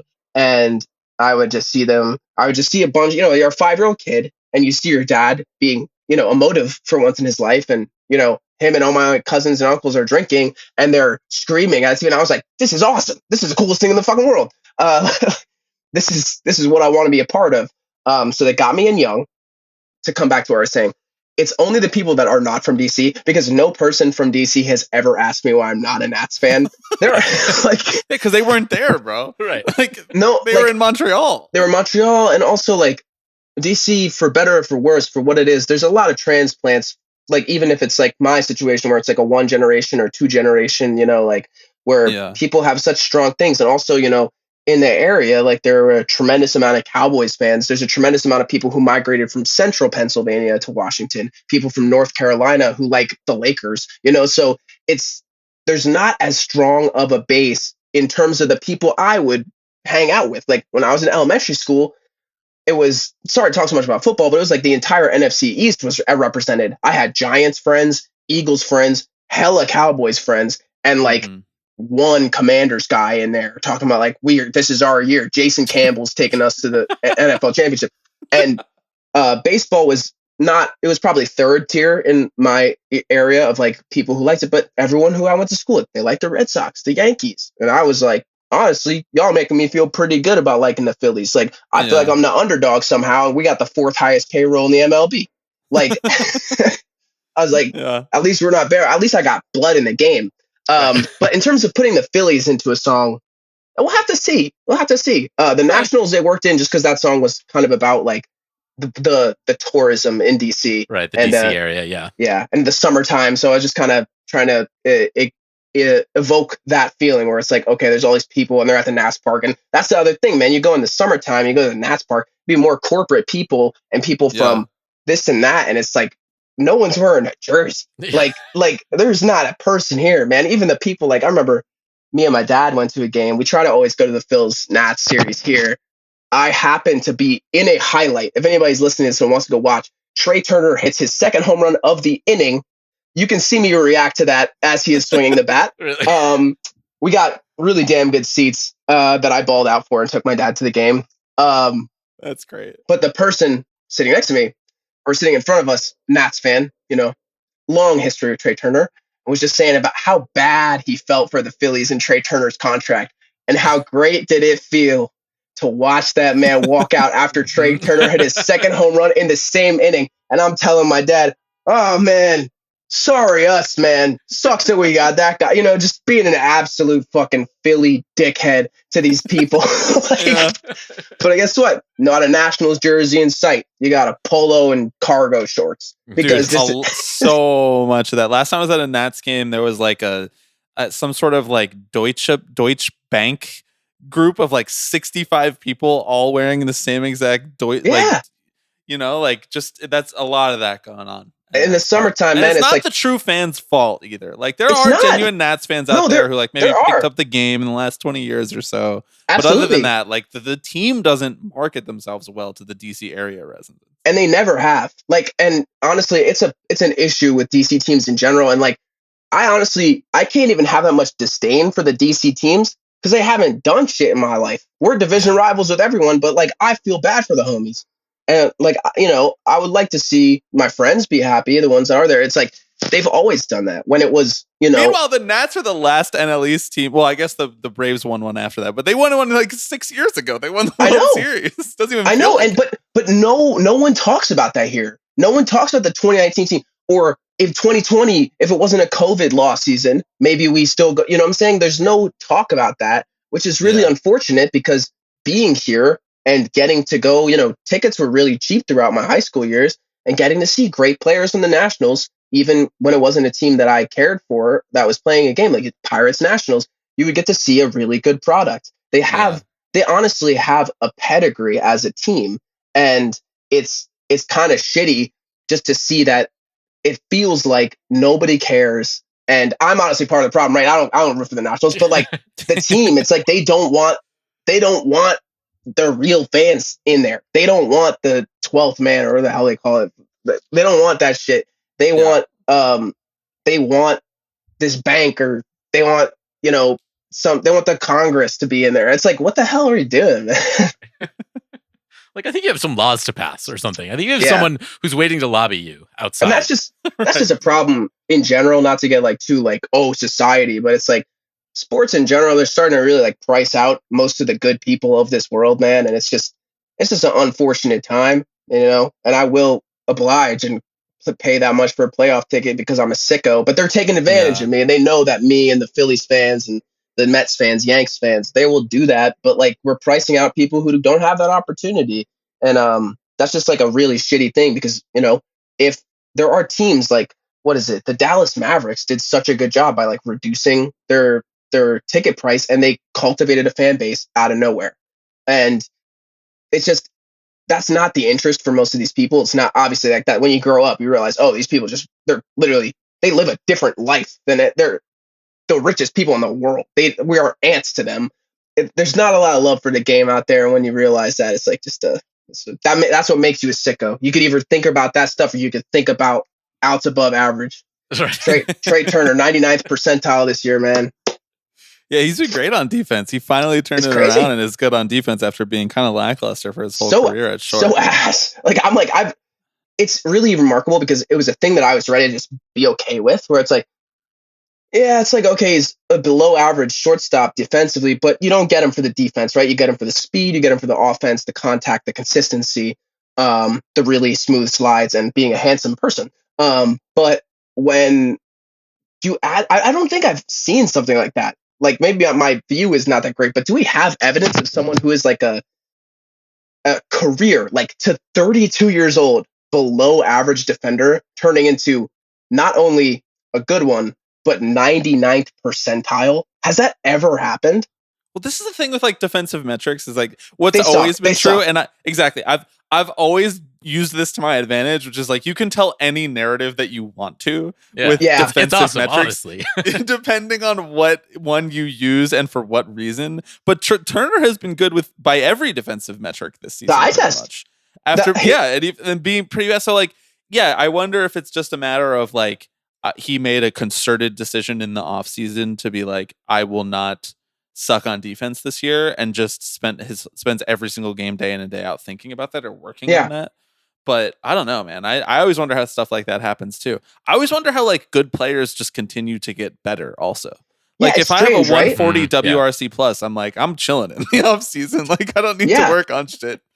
I mean, the thing that I think about where it's like, if you really see like the amount of work that these people put in consistently, and you see the difference between, okay, let's say the worst MLB player on my team, the worst offensive player was Johan Rojas, right? And the best guy, say Trey Turner Schwarber or Bryce Harper. And then you go see what that worst player does at AAA, and he's putting up prime Barry Bonds. And you're like, how does this guy up here, who is just by looking at that metric, probably 50 times better than this dude, relative to his own ability, get 5% better? Like, how is that even possible? Because if it's just possible, why can't that guy hit a slider? Why can't that person lay off a pitch in the dirt? You know what I'm saying? Like, it's so unfathomable. And when that's just one of the beautiful things about baseball, right? Where it's like, it is hitting a baseball has to be the hardest thing to do in any professional sport. And I don't know how anyone ever does it. It's crazy. It's crazy. I was in the cages. We were in Japan, and they have like the coin slot cages. And I was like, sick. I'm gonna take some against 90 just for the vibes. And it's going to the same place every time. And there's some footage. I was putting bat to ball, but I'm thinking like, if this was moving, or if this had 16 inches of arm or glove side run, I'd be fucked. Like it's straight. It's a machine. It's not even coming down. It's not even on a mound. Yeah. Like if this had Johan Duran, or like if this had Aroldis Chapman, I think he 18 inches of vertical with with horizontal break on it. What am I gonna do? This is 90. Yeah. This is BP. Like this shit is insane, man. I want to pivot slightly. So sure. Either later on this episode or maybe earlier in this episode, depending on where Bobby puts it. We're talking with Lindsay Zoladz, pop music critic at the New York Times, about walk-up songs, what the platonic ideal of a walk-up song is. Now, I feel like a lot of bands these days are trafficking in something similar. That you see a lot of bands have a song that they cue up when they walk out on stage. I don't know if you guys have one, but I wanted to get your take on what makes a good walk-up song, and I don't know, either if there's one on stage that you gravitate towards, or if there's one that you have in your mind where you're like, if I was in the league, like that's mine. I have thought a lot about like what's mine. For Origami Angel, we do a couple different things. When we're headlining a show, we don't play a specific song. We have a specific playlist that plays while we change all of our gear and get all of our stuff out there. So we hear the same songs, and that's kind of like what I would equate to like, oh, it's a early day in the clubhouse. It's like, we're taking ground balls in the infield. Someone's got a Bluetooth speaker, and these are the jams. Everybody from the team, all of our touring crew has picked a couple songs, and it's just some shit that makes us feel good as we're doing something and getting ready, so that, it takes that extra 5% of the nerves off. When we play a headline show, I have a little, there are many chiptune interludes, like Game Boy created sounds that play in between our songs. And we have one to start the set that is just, it's like a very like, okay, coming out of that playlist, it fades in, and it's like some beautiful Celesta from the game Pokemon Black and White. And it is just a little piece I wrote that plays around with that, just to say like, okay, this is starting, and now we start. Just seeing like a great band who does that basically, but also has a walkout song, is Turnstile. And they have this like pad that they walk out to when it's finally time. And that's kind of where I was inspired to make ours. It's slightly different. It's not as atmospheric. It feels very like you can reach out and touch it. And that's kind of what I wanted to do, just because I think that's just just fits our ethos of a band a lot, but theirs is epic, where what they do is before they play, they crank I Want to Dance with Somebody, and everybody is jamming out, and then that pad comes in, and then they fucking walk out, and they look like Led Zeppelin, and then they start playing the coolest shit in the world, and it's like, oh my God, like that is such a cool one. I'm actually so glad that you brought up the walk-up stuff, because I have, this is my niche, is like, I love music so much. Obviously, I'm very involved, and I'm working on music every day. I love baseball, and of course, I'm going to love where these two things intersect. Yeah. I think the best fucking walk-up song of all time has Chase Utley, Cashmere by Led Zeppelin. I remember hearing that and being like, and it's in the stadium, and you're like, damn, Chase, that's raw as hell, bro. And he's walking up, and like, you're just like, this is a dude that is ready to fucking kill himself on a baseball field, and there's no better walk-up song. And then like hearing that, and like formative moment in my life is me and my dad, man. 2008 Game 3, first home game in Philadelphia, first World Series game played in Citizens Bank Park. He got nosebleeds for that game. I had school the next day. I live in the Washington, D.C. area. That is 2 hours and 30 minutes without traffic. We go up. It's freezing rain. It's late October. That game didn't start until 10 o'clock. Like it like where was 3 or 2.5 hours of delay. Jamie Moyer was pitching, and like it was crazy. But basically, it was so rainy that every person up there started walking down to like where, like the concessions are and stuff in a couple rows below. We're in right field. We're in the worst seat you could imagine for a baseball game. We're in by the right field foul pole, as high up as it goes. It's like, what's going on? But it was awesome. We ended up going down where every person in those seats did, and I will never forget it in my entire life. I was 9 or 10 years old. 2008 was so I would have already been 10. And Chase Utley walking up to that song. I just remember Cashmere coming up. Everyone fucking knows Chase Utley over the PA, and he just put one over the right field seats.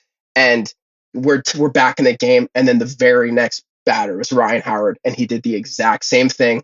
And some huge ass dude, just some Philly guy, was like, let's go, picked me up. My dad's fucking drinking with these other guys, going crazy. Eric Bruntlett hit a walk-off swinging bunt in that game, and we just walk-off swinging bunt is such a beautiful phrase. One of the most beautiful phrases in the English language imaginable. And it was the coolest shit of all time, man. I will never forget that. But that's such a tangent for this walk-up song. But to say I think his is really good, there's a lot of buzz about walk-up songs with the Phillies right now, not for hitting, but for Johan Duran and his entrance. The Mets have their guy, Hell's Bells, Helsley as well. I don't know how great it feels hearing Hell's Bells right now, but the Mets also got to... Not good. And it's an anomaly, and we can talk about that too. But I think, so I've talked about this with some of my friends. I've talked about this with one of my closest baseball friends, if not my closest, our producer, Will Yip, who is as sick or sicker of a Philadelphia Phillies fan as me, in about entrances. And so we know baseball. We know the demographic of the guys that play this game for the most part. There's a lot of like religious freaks in this sport. You know what I'm saying? Dudes who for sure like clutch their pearls. You know what I'm saying? Yeah. I think if I was a closer, I am putting on the hardest fucking like metalcore song of all time. Blacking the lights out. Here comes in this dude, and you're hearing like Code Orange just going fucking crazy, and you're running out, man. You're telling me that, like, listen, I know these guys. I know guys on my team. You're telling me JT Real Muto isn't like scared to death about that, man. Yeah, like, exactly. I doesn't know, feel the devil inside him when I know when he hears these that. guys. Yeah. I know which way they swing. You know what I'm saying? Like, I know that they are going to be terrified, and I think some person doing that, coming out, the long hair flowing, Tyler Phillips smacking himself in the face, getting on doing the XXX Tentacion at the mound, just like fucking kneeling down. I could be throwing 89 and these dudes are shaking in their boots. Like, well, there was that guy Jojo Romero on the Phillies a few years ago who smashed the Red Bull can against his head when he would come in. And I really loved that. Unfortunately, he wasn't a very good pitcher for very long. So he's resurging right now. I think he's in the Cardinals right now. Is that true? Is he? I think he's having a pretty good year. Good for him. That makes me feel good. Oh, he is on the Cardinals. Yeah, how about that? Unfortunately, 2.13 ERA in 56 games. That's my guy, there JoJo. He would smash it against his glove side arm. That was sick. I think he still does it. It's badass. And Tyler Phillips, another former Philly, does that thing where he's on the Marlins right now. He's dominating. He was a hometown Philly kid, and they released him, and I think it sent him down the darkest path a human has ever gone down. Because he is straight up, like, they'll interview him. I don't know if you guys saw that interview where they're interviewing him so like, what, you got the call down to make like a 6-out save? They're like, yeah, I got the call down, said I'm ready. I'm pissed off. Why are you pissed off? I don't like hitters. Like, like, you smacked your face. Are you okay? He's like, yeah, my face is still hot. Something happened, man. Yeah, something going on in the brain of relievers is like an even more special. Like, we know like baseball guy is a kind of guy, but reliever is a different thing. And I think that is what has made for so many of the like quirkiest baseball stories. I feel like a lot of relievers have like come out of the baseball world and gone on to do weird shit or media or whatever. Like there's like some friends of ours do a podcast and it's called Staffcast and it's mostly relief pitchers, and it's just like, that is a specific kind of brain that you have to be willing to, you have to like be able to tolerate just nothing but pain, because you can only disappoint people. Like they expect you to give up no runs when you come into a baseball game. You're supposed to throw an immaculate inning. Exactly. It's not your responsibility. You didn't win the game for anyone. You can only lose the game for people. So you are set up to experience nothing but pain, and then you still have to overcome. And a thing about a lot of these guys is like, no one wants to be a reliever, man. It's like, they want to be a starter. And, the great ones, it's like you got 1 or 2 pitches. But if you had 4 pitches, you're a starter until you're 35. You have 2 pitches and you're in the bullpen, and there's still so much value in that. But it's like, seldom is there a guy where it's like, I'd rather have him in the pen. You look at the Padres taking Mason Miller and being like, we're going to stretch him. You know what I'm saying? And it's like one of the best relievers ever. It's crazy. But, like, if, like, me and Will, we went to we actually went to the 2 Phillies home games in 2023 against the Braves in the NLDS. We scheduled recording time of our last record around it because he knew that I would be the only one that was down to do like an hour of work and then go to the park. So that was an amazing experience. And I'll actually include a little walk-up song thing in there too. But so in a second. But yeah, we were talking about when Craig Kimbrell came in at one point, and like, it's like he has 2 pitches and kind of both of them are failing right now. He's an older guy. If he had 3 or 4, he would have never come out in the 9th inning in his life unless he was throwing a complete game, And so those relievers, they need that extra stuff, man. And when you talk about a guy like Tyler Phillips, he was borderline jovial when he was at the Phillies. He was ecstatic. Like, he was so excited to pitch and start for his home team. I saw him throw a complete game shutout for the Phillies, and he was, crying tears of joy. He goes into the bullpen, and he looks like a Vietnam War veteran coming back from war. Like, it's crazy. But about that NLDS, in the 9th inning, Matt Strom came out to close in Game 4 in a ridiculous situation. I think it was a 3-1 ball game, and Matt Strom is not Johan Duran. They do not play his closer entrance or his reliever entrance on NBC Philadelphia Sports or Apple TV when he walks in. So someone like me has no idea what he does, right? The light show that they do is pretty standard for every MLB arena or stadium. Like, the lights happen. And he came out to the most, I don't even offend the person who wrote this song, but he came out to a country pop crossover song, and I just remember looking and talking to Will and being like, this is where we lose the fucking series, man.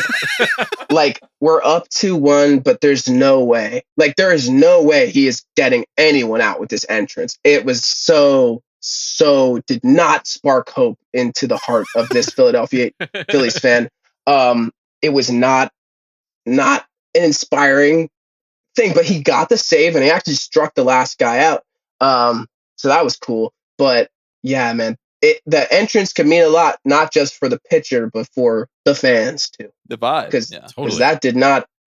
I'm so glad that he held on there. But I would have forever held that against him if he hadn't. And like you said, relievers can't win the game; they lose it. So sad for them. I know. Yeah, I mean, we've talked with the sort of myriad musicians that have been on this podcast before, who are baseball fans. Yeah. We like to just sort of like probe a little bit, ask why it is that these scenes tend to have this level of crossover. And by scenes, I mean especially this sort of like kind of emo adjacent pop punk scenes and the kind of like sicko nature of fandom that I think that occupies it. Whether it's the guys from PUP or Maxiel or you guys, there's some real heads out there. Is it that you think the music lends itself to that sort of emotional like openness? Is it the other way around? I mean, what are your thoughts on that? Wait, before you answer that, I have to say, before we get off walk-on songs, PUP for a whole tour that we saw them a couple years ago, they walked out to "Heart of a Champion" by Nelly, which is awesome. Like the perfect, like ironic, like this is such the opposite vibe of what you're about to hear. I forgot, I didn't tell you guys what we do sometimes when we're not headlining. So I was rambling so much about the songs. That's my bad, guys. I just had a couple of coffees because I'm off. So there have been times when we don't want to do that like beautiful moment of relaxation where we just want to get it. When we're in Philly and we're not headlining, sometimes even when we are, every single time we play "Dreams and Nightmares" by Meek Mill. Yeah, because truly one of the 10 best songs ever made, right there. And that's a great one to walk on, where it goes to the boom, boom, and it feels really good when you're walking on that moment. Mm-hmm. We used to do the "I'm Serious" by Alan Parsons Project, the 1990s Bulls one. That one felt good. I bet it did. Yeah. The one of the peak moments of my life was we got to be direct support for Mom Jeans on their show, just one show on that tour. It was in Silver Spring, Maryland, right outside of DC. And being a Measy, a not true DC guy, I'm right outside of DC in Maryland guy.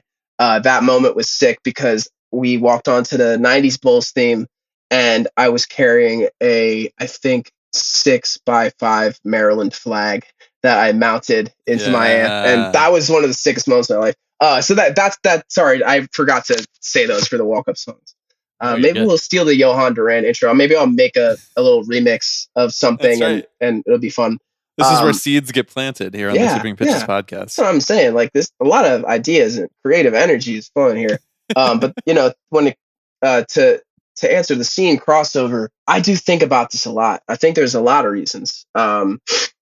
I think that if you are going to be a professional musician or a semi-professional, or even someone just like, someone who is doing music as part of their job, part of their life at this level where it occupies someone like me, it occupies more than 50% of my life. You have to have such a niche micro obsession with many different things, not just your instrument, not just songwriting, but so many little things. And it's just a world of so much niche micro obsessions, just like you would be obsessed with WRC plus versus OPS plus, just like these small things that you would know. And I think that, like I alluded to earlier, it's like someone would give a diagnosis for this, someone might not, but I don't think I have an interest in this world that is purely casual. And that goes for baseball, basketball, football. It goes for Minecraft and Pokemon, and it goes for Hollow Knight, and it goes for any video game I've ever played where it doesn't end at the surface level. It's almost like I'm not able to just allow that to be the way that I interact with stuff. I'm going to move downstairs so I can get my charger because I'm on 4% right now. So sorry. I'm so obsessed with this podcast that I would let my phone die like an asshole. There's something to be said there, where a lot of people in this field have such obsessions with a lot of weird little things. And you meet so many musicians and they have their own thing that they're obsessed with. So I think when you are going to say they're going to be a sports fan, I think there's a really good chance that they're going to be a true head, that they're going to know things that the average casual sports fan wouldn't.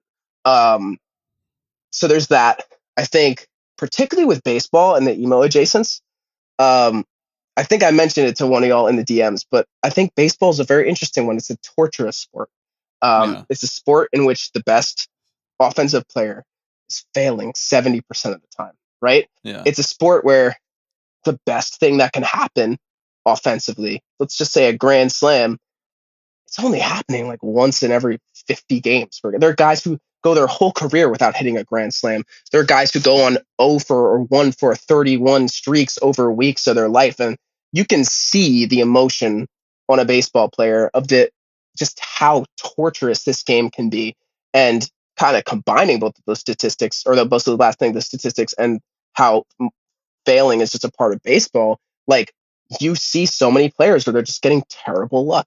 Their hard hit rate is so high, but their batting average versus their expecting batting average is just low. Now, expected batting average, honestly, it's kind of a flawed stat, but like, there's so many things it doesn't take counted for, right? It's just like, it's literally just how hard the baseball's hit, like, and some shit. But like, that's how it's been presented to me. You know, you have so many people who are failing every single day, and they're the best. That's the best fucking person in the world, right? And then you see your Max Keplers. Then you see your Cedric Mullins, right? Like, guys who are not the GOAT, they're still really good, but they go through these things. It's such a depressing entity, that part of baseball. So I think there is something, if you're willingly listening to emo music, you're probably in the right headspace to enjoy baseball in some regard. In terms of the scenes, though, I do think, in the emo scene, I think that's where emo adjacent, I will say, because that's what I would call us, is emo adjacent. We're not as emo as it gets. We're definitely not, Right. I think you gotta like, be careful. Some people are so defensive of the scene. Some people are so defensive of the exact word that you use. So you gotta be specific. Which wave we're on, and who knows, a new wave might have started since when we started recording this podcast. And it probably did. And it's one of those things, right, where most of the people that are making the music probably don't really think about it that much. I don't think about that stuff. That's for fans to consume. The sickos of emo music, the same way that there are sickos of baseball. Harper does not care about his WOBA. You know what I'm saying? Juan Soto does not know his OPS plus. I do. You know what I'm saying? Some of these guys, I mean, and there are guys who definitely do, right? But like, I would say that any player that's not a platoon player does not give a fuck about their splits. You know what I'm saying? Like, that they just go up there and hit. Like, and they have much more of an understanding than WRC plus or their platoon splits. They are focused on something much more actual, intrinsically important for baseball. Like, not just the result. They're thinking about their approach, right? And that's kind of similar for music. Or thinking about our approach to writing music. We're not just thinking about like, this is fifth wave emo or this is pop punk or whatever. But in the emo scene, like I was saying, sorry for the tangent, guys. I do find that baseball is a little bit overrepresented in what you would expect versus, the rest of the demographics. But I think every scene kind of has its music. Because I think the hardcore guys, that's basketball, man. Just from like, those are real basketball ball knowers. Just the from adrenaline junkie in them. Yeah, the people in my scene. And hoops is right there for me, right there with baseball. I love basketball so much.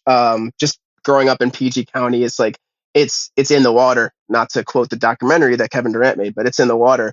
And so I see a lot of representation of basketball, a good amount of football too, and hardcore. But like in pop punk, like real pop punk, you know what I'm saying? And maybe the word real, but like shit that's pop punk as fuck. Like, I see a lot of representation of football. I also see a lot of representation of hockey, maybe an over-representation of hockey. So I think it's interesting how all of these things flow, but I think in the nature of like what pop punk is, like what you would call incredibly pop punk, maybe hockey is just what appeals to that mindset. In emo music, maybe baseball is just what appeals to that mindset. Sometimes it can be slower and cathartic, but that's kind of what baseball is, right? Yeah. One thing that is definitely true is baseball writers and media people all show out for the emo rock indie adjacent concerts because like, you know, there's this long running joke that like every baseball writer who wrote for a newspaper or whatever, their favorite artist is Bruce Springsteen. Yeah. Nowadays, it's like we're all internet pilled. Like we've all splintered off into all these different scenes and music genres, subgenres, micro genres, all these different things. But like, you better be sure that when fucking pool kids come through Brooklyn, like me, Alex, and every baseball beat writer who lives in Brooklyn is going to be there. That is 100% true. Maybe we switch it and swing it on its head. It's more about you guys than it's about us. Because because of what the writer, what the journalist, and someone who covers the sport, what it's changed from in the last 25 years, especially in baseball. I mean, the sport couldn't be covered differently. Like it's interesting comparing it to those golden years when you're a kid of like how the sport was talked about versus right now, where I'm like, why do I know this guy's average exit velocity? Like no one was saying that about Albert Pujols, you know what I'm saying? We were just that's the machine. He's dope. He got a batting title. Miguel Cabrera won a Triple Crown. He's dope. King Felix, he's gonna win 300 games. Like that was just how the way the sport was covered. So I feel like a lot of it has to be, this trickle down effect of now, in order to conduct business, talking about the sport of baseball, you have to have such a different grasp on those micro obsessions, those little niche of a niche moments in a baseball game or in a player's statistical breakdown, that I think maybe it's y'all, and that those people are more susceptible to fall down this niche of Midwest emo or fifth wave emo or math rock pop. It's like it. Maybe we're just coming together in a closer way. But it's so fun. You see even like the music journalists. We'll talk about. I see Ian Cohen talking about the San Diego Padres all the time. I also see him talking about the Sixers because I think he's got some Philly roots. But yeah, it's as far down these niches as we go, somehow we're getting closer together. Yeah. The deep cut hipster energy has met in the middle at like all these different music genres and baseball somehow. And it does warm my heart, man, because like there was a while for like I felt not really I guess proud isn't the word, but like I felt like I couldn't share as much of my sports side because I didn't know if there was an audience for it, or I didn't think people would think it's lame, or like I'm not a real punk, I'm not a real emo kid if I like care this much about something like this. But at the end of the day, it's a game. It's one of the beautiful things of life is that we have, for no reason other than we think it's fun, have put so much emotional stake and emotional value into people playing a game. And it's very similar to music. There is no objectivity in it. There's no thing that makes it intrinsically like important, but it is important because it speaks to our soul the same way that, it's a story, and the way that when you're writing a story or you're seeing a story being played out in sports, it speaks to the soul. It speaks to this intrinsic human thing that we have. And I'm just like glad that these niches have, for better or for worse, that's what the algorithm has tried to do to all of us, right? It's to place us into our intersection of 1,000 niches. But it's cool to a kid who maybe couldn't talk about all of the ball or all the video games or all of the music that I wanted to with people when I was younger. It's just cool to see communities form around certain things for these younger people coming up, and even like myself being like a one of the older Gen Z or younger millennial fools who is just allowed to have a space now and be able to dive into these things with other like-minded people. And it's nice, like just having friends in music or adjacent to music, like you guys, like to, really just chop it up about something that, might not be like the most important thing in the world, but definitely makes my day better.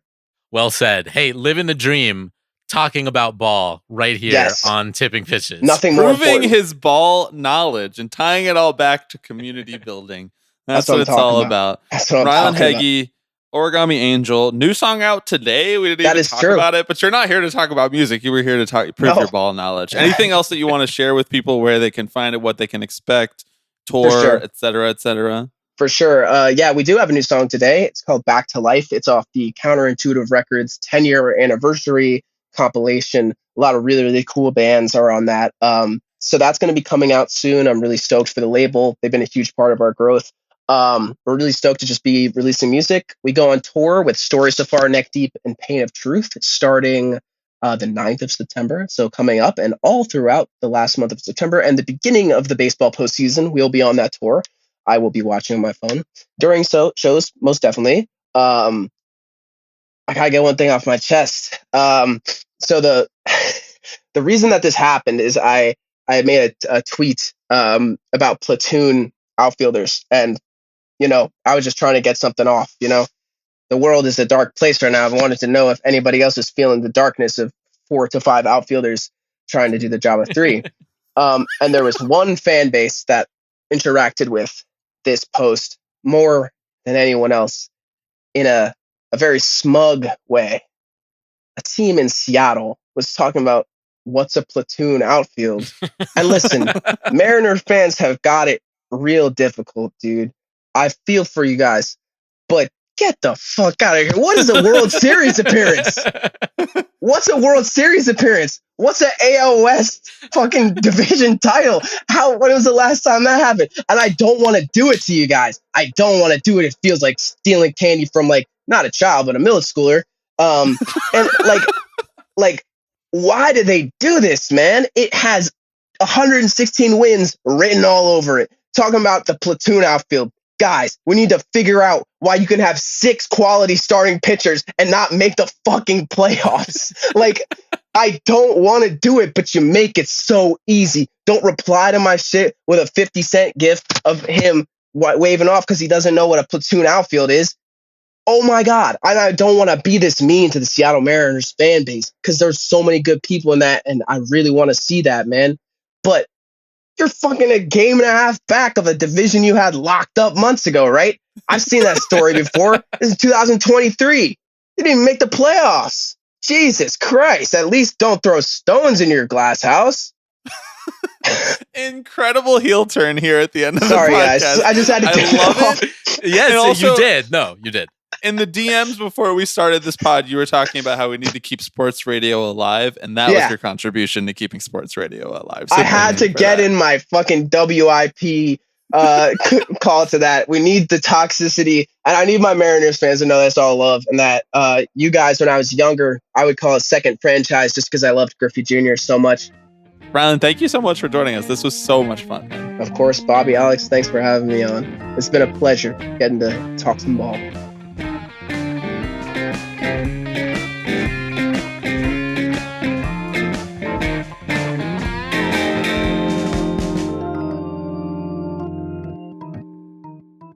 Thanks to Lindsay.